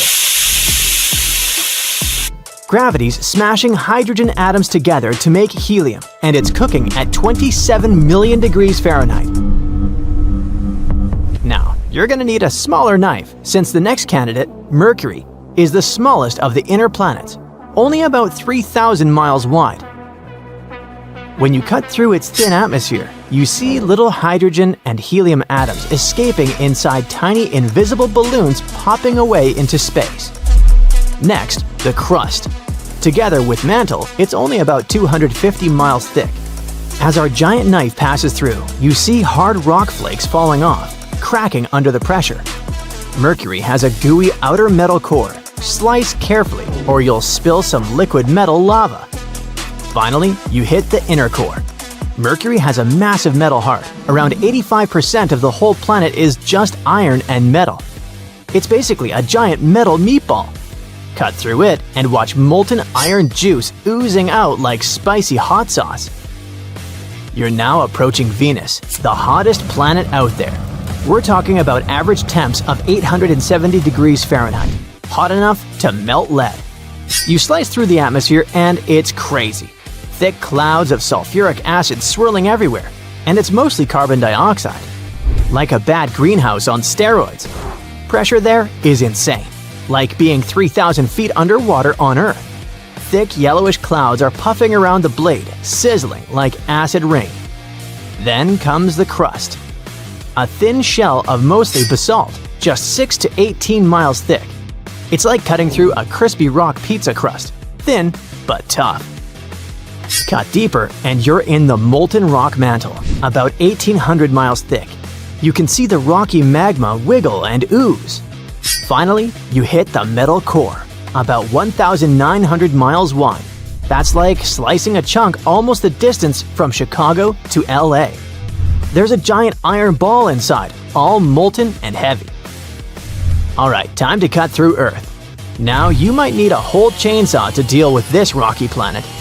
First, your chainsaw bites into the crust. It's thin, only about 1% of Earth's volume. You hear a sharp crack as the brittle rocks snap and crumble. Dust and tiny minerals puff out, and the crust breaks into chunks, like snapping a hard cookie. Next, the blade presses deeper into the mantle. Thick, tough rock that's solid but kinda squishy if you wait long enough. As you slice, the hot rock kind of oozes and bubbles, leaving a warm trail along the blade. Keep going, and you hit the outer core, a huge sea of molten metal. Suddenly, the knife slides through thick, glowing liquid iron and nickel, like cutting through a giant cosmic lava lamp. Finally, you smash into the inner core. Solid metal this time, like a glowing steel marble buried deep inside. The blade scrapes across its dense iron-nickel surface with a harsh grind. It's blindingly bright and insanely hot here, hotter than the surface of the sun, and the pressure would squash any real blade flat. Put the chainsaw aside. For the next planet, you'll need something of a more modest size. You're zooming over to Mars, the last of the rocky inner planets. The knife breaks through Mars's crust. It's thin and solid, made of volcanic basalt rock. As the blade cuts in, fine reddish dust, like cosmic talcum powder, puffs up, drifting everywhere. The crust doesn't crack into big plates like Earth's. It's one big solid shell. Next up, the mantle. Think of it like thick, soft, rocky toothpaste. Not totally solid, but not mushy either. The knife slides through it with some resistance, and you see glowing silicate goo in red and orange shades, swirling around the blade. The mantle is thinner than Earth's, only about 800 to 1,100 miles thick, so you don't have to wait long to get to the juicy middle. Finally, you hit the core, a metal mix of iron, nickel, and sulfur. Mars's core is molten, but it's cooler and more chill than Earth's. In any case, it's easy to cut through, no effort needed. We're coming close to Jupiter, the biggest dude in the solar system. Jupiter is a gas giant, basically a giant balloon filled with crazy stuff. As you cut it, you don't hit solid ground at first. Instead, it's all thick, swirling gas, mostly hydrogen, around 90%, and helium. It must feel like slicing into super thick whipped cream that never ends. As you go deeper, the gas gets so squished that it turns into a thick liquid. The blade pushes through layers of swirling storms and colorful clouds that whirl around. Keep going, and the gas becomes metallic hydrogen. The knife slices through a glowing, electrified liquid that crackles around the blade, like you're cutting through electric jelly. Finally, somewhere way deep inside, you reach the core, which might be a molten hot ball of liquid or a giant rock heavier than 14 Earths. Nobody's totally sure. But if you could slice through it, the core would be hotter than 43,000 degrees Fahrenheit.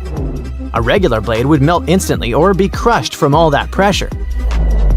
It would be pretty tricky to cut open the next planet, not because it's too hard or rocky, but because there's basically nothing to cut through. In Saturn's outer layer, your knife hits thick, swirling gases, mostly hydrogen and helium, but with some funky extras like methane, ammonia, and water vapor. As you cut, a smoggy orange haze puffs out. That's all the sulfur giving Saturn its groovy look. The atmosphere and surface blend together. No hard ground here. As the blade digs deeper, the gas gets squeezed tighter and tighter. Hydrogen starts turning into thick liquid, and your knife leaves trails through this gooey, glowing layer. Keep going down, and suddenly, the liquid gas turns into metallic hydrogen, shiny and electric, crackling around your blade like a sci-fi lightsaber. Deep inside, you might hit a rocky core, but no guarantees. It might even be liquid rock, glowing and swirling beneath all that gas. Next, we're gonna split open an ice giant, Uranus. Its atmosphere has enough methane to give the planet that cool blue-green glow. As your blade moves, a faint icy mist sprays off. It's like slicing through a cold, foggy cloud.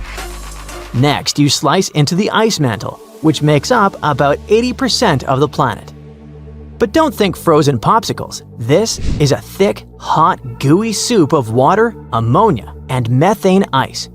The blade pushes through this dense, slushy ocean with little bubbles and steam escaping as you go.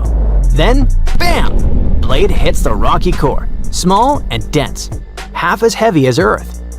It's cooler than most cores, about 9,000 degrees Fahrenheit, which is still crazy hot. The blade scrapes over solid rock with sparks flying off like cutting metal in a cold workshop. Neptune's also crazy cold, but cutting it feels different. When cut, it whips clouds of frozen methane, flying past at 1,200 miles per hour. It feels like slicing through a freezing, super windy blizzard. Next, you plunge into the mantle, a thick, boiling hot soup of liquid water, methane, and ammonia. The knife pushes through this dense stew with bubbles popping and steam hissing. Temperatures here range from 3,000 to 8,500 degrees Fahrenheit. Even deeper, the blade hits Neptune's solid core, mostly iron, metals, and silicates. The blade scrapes along this tough metal center, sparks flying like you're welding the heart of the planet. Now, comment below. Which planet was the most satisfying to cut through?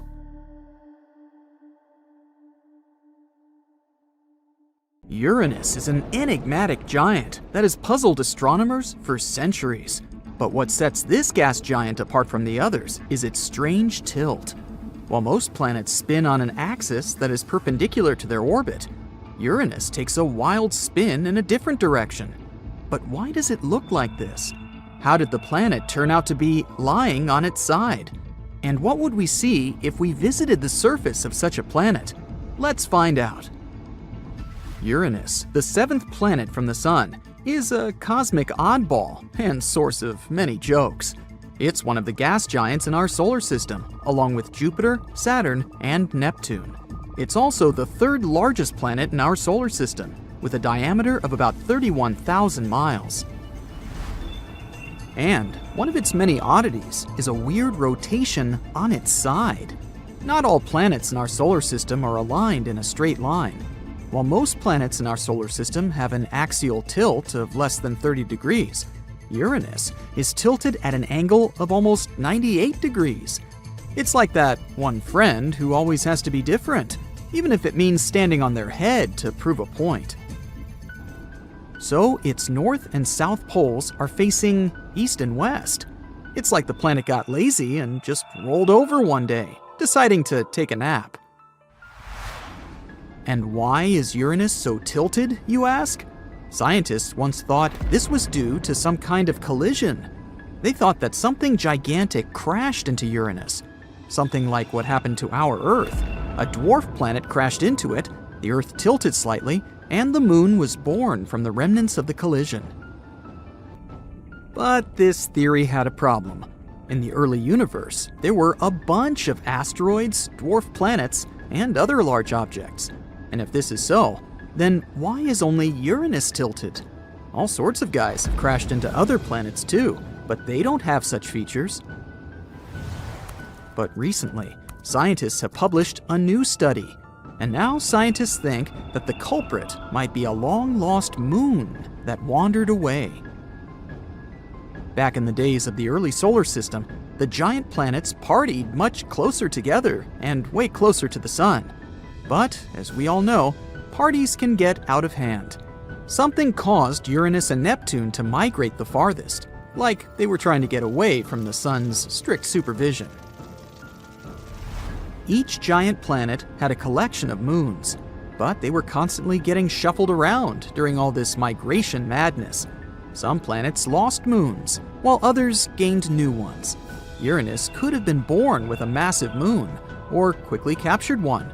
And if that moon was big enough, it could have started playing games with Uranus's spin. This moon pulled on Uranus with its gravity, making the wobbling even worse. As time went on, it made Uranus tilt more and more. Eventually, it crashed into the planet, locking it into its current tilt. While the theory is pretty sound, based on computer models, we'll have to wait until at least 2030. That's when China plans to launch the Tianwen-4 spacecraft to take a closer look at Uranus and study it more. Who knows what other crazy space secrets we'll uncover next? Until then, we can all have a good laugh about the lazy, rebel planet that just can't seem to stand up straight. Such a funny and unique feature makes you wonder, what exactly would we see if we were standing on this planet? How would its strange tilt affect the view from its surface? Let's see, if you were standing on the surface of Uranus, although it doesn't really have a surface, it's more like a gas atmosphere, you'd enjoy a cool view. You'd see the sun rise in the east, just like on Earth, but then it would keep going around the sky in a tilted path, like a lazy spiral. About the sunset, though, I hope you have some patience, because it would take 42 years for the sun to complete one full circle around Uranus's sky. That's a really long time to wait before finally going to bed. But speaking of the sky, it would be a beautiful sight to behold. Uranus is known for its stunning, unique blue-green color. It's caused by the methane gas in its atmosphere. Methane absorbs red light, giving Uranus its cold hue. You'd also see some amazing clouds and storms swirling around the planet. But if you're looking for constellations, you're out of luck. The extreme tilt of Uranus means that its poles face towards the sun, so the stars would be all over the place in the sky. The constellations that are familiar to us would be unrecognizable from Uranus. Also, as the planet rotates, the position of the stars would change very often. For you sailors out there, good luck in navigation. But you could see its beautiful moons. Uranus has 27 known moons, with the largest being Titania, followed by Oberon, Umbriel, Ariel, and Miranda. These moons are thought to have formed from the same material that formed Uranus, and yes, the tilt affects them too. They orbit around the planet perpendicular to the planet's motion around the sun. And they aren't the only ones. Did you know that Uranus also has rings? Yeah, not only Saturn is so special. The rings are made up of ice particles, some as small as grains of sand, and others as large as several feet across. They're thin, narrow, and dark compared to Saturn, for example. They're actually so black that they almost don't reflect the light. That's why it's so difficult to see them from Earth. But if you were near the surface of Uranus, you might be able to see them in the sky.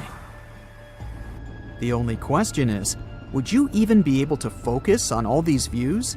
Because Uranus is extremely cold, and that will probably be the only thing you'd think about. We're talking about temperatures that can drop down to negative 350 degrees Fahrenheit. Brr, better pack some warm clothes for this trip. This is because it's so far from the sun, and its atmosphere is composed mainly of hydrogen and helium. And not only is Uranus the coldest planet in our solar system, but the winters there are long. Due to the extreme tilt, it has seasons that last for over 20 years. It's like the planet is stuck in a perpetual state of winter, which is both cool, pun intended, and kind of sad at the same time. And if that's not cold enough, Uranus is also known for its strong winds. In fact, they can blow up to 360 miles per hour. So you might want to hold on tight to something, or wear a windproof suit to avoid being blown away like a leaf. And finally, Uranus's magnetic field is also tilted at an angle of 59 degrees from the planet's axis of rotation. This creates some interesting effects. The most obvious one is beautiful auroras, which are similar to the northern and southern lights on Earth. On Uranus, however, the auroras are located near the planet's equator rather than at the poles. Isn't that cool? The result is a dazzling light show that would make even the most jaded space traveler stop and stare in wonder. But even though it sounds pretty awesome, It makes it more difficult for spacecraft to navigate around Uranus. The magnetic field creates a lopsided gravitational pull that can affect the trajectory of spacecraft. This makes exploring Uranus a bit more challenging, but maybe it will change in the future. All in all, standing on Uranus would be a chilly, wobbly, and breathtaking experience, and definitely not your average stroll in the park. Next time you look up at the night sky, think of this beautiful icy planet, and remember that even in the vast expanse of space, there is always something new and exciting to discover. The hunt for interesting exoplanets and life forms somewhere out there in the vast expanse of the universe keeps going. No stopping here. We're basically searching for a second Earth, a planet that's similar to our home, and where we could finally find some space friends. Hey, we're not picky. Any form of life is fine, even some bacteria-sized organisms. And this search has mostly been going on in the habitable zone around other stars. We call this the Goldilocks zone. That's a region where conditions are barely just right for liquid water to exist, whether we're talking about the surface of a planet or a moon. The hotter the star, the more space we get to explore, because its habitable zone spreads far away. And in terms of endless space that we yet know so little about, that's a lot of work. That's why we're fans of red dwarfs. There are hundreds of billions of stars in our galaxy, and probably around 80% of them are red dwarfs. These tiny stars are much cooler than our Sun. It means that their habitable zones are much smaller and closer to the star, so we know better where to look for planets. They're circling around their central star, and at some point, bingo, there it is. They pass in front of it and block out some of its light. The Kepler Space Telescope has already helped us find thousands of planets using this method, and most of them are orbiting around red dwarfs. Some of these planets are similar in size to Earth, and many of them could have nearly 25 times more water than our entire planet. Let's move to these planets scientists discovered, though. I want to show you something special. So, you've heard of super-Earths, right? More massive than Earth, lighter than Neptune, can be made of rock, gas, or a mix of both. Some of them have thick atmospheres, while others have thin or no atmospheres at all. You may also have stumbled upon mini Neptunes by now, too. They're almost as big as Neptune, and unlike normal gas giants, they have solid cores. That way, they can support a dense atmosphere with water and some other chemicals necessary for life. There's also hot Jupiters. Those are pretty cool, but only if they're far away from us. You know that one annoying and unpredictable neighbor you can never get rid of or figure out what they're going to do? Yeah, that would be a hot Jupiter, with strong gravity that can destabilize the orbits of smaller planets or other space bodies in the system. If we had such a neighbor, there would be more comets and asteroids hitting our surface. Luckily, our Jupiter's a good and peaceful neighbor that minds his own business, at least for now. But let's leave all these and many other planets out there alone now. Imagine traveling around in your spaceship and coming across a giant eyeball just floating there in the darkness of space and staring at the central star of that solar system. It's not a monster. Hopefully, space friends we'll make in the future won't look that big and scary, so it won't blink or turn towards you as you come closer. It's actually a planet. A little bit bizarre, but still very cool. And yup, you guessed it right, we call such eyeball planets. Now, eyeball planets are surprisingly common. Plus, some normal planets can potentially turn into them too. Eyeball planets form when matter and dust accumulates around a star and gradually turns into a solid object. It starts spinning, and over time, the gravity of the star pulls on the planet and slows its rotation until it becomes tidally locked. That means one hemisphere always faces the star, while the other is in darkness all the time. Now, we have a good example of this phenomenon near us, too.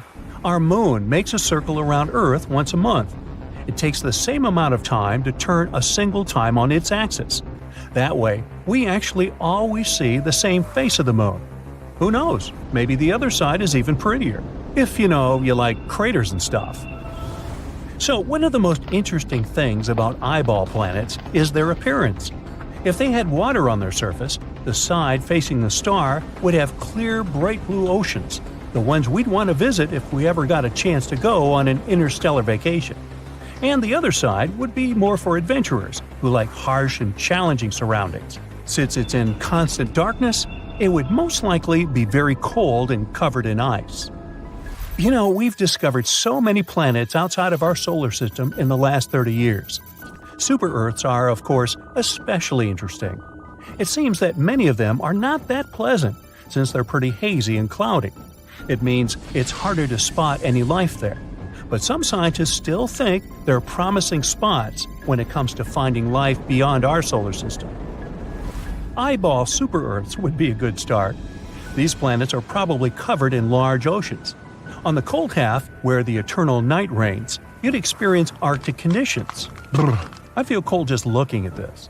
But the day side is my jam. Plus, it sounds promising when it comes to finding life. You know, with all that sunlight, oceans, and stuff.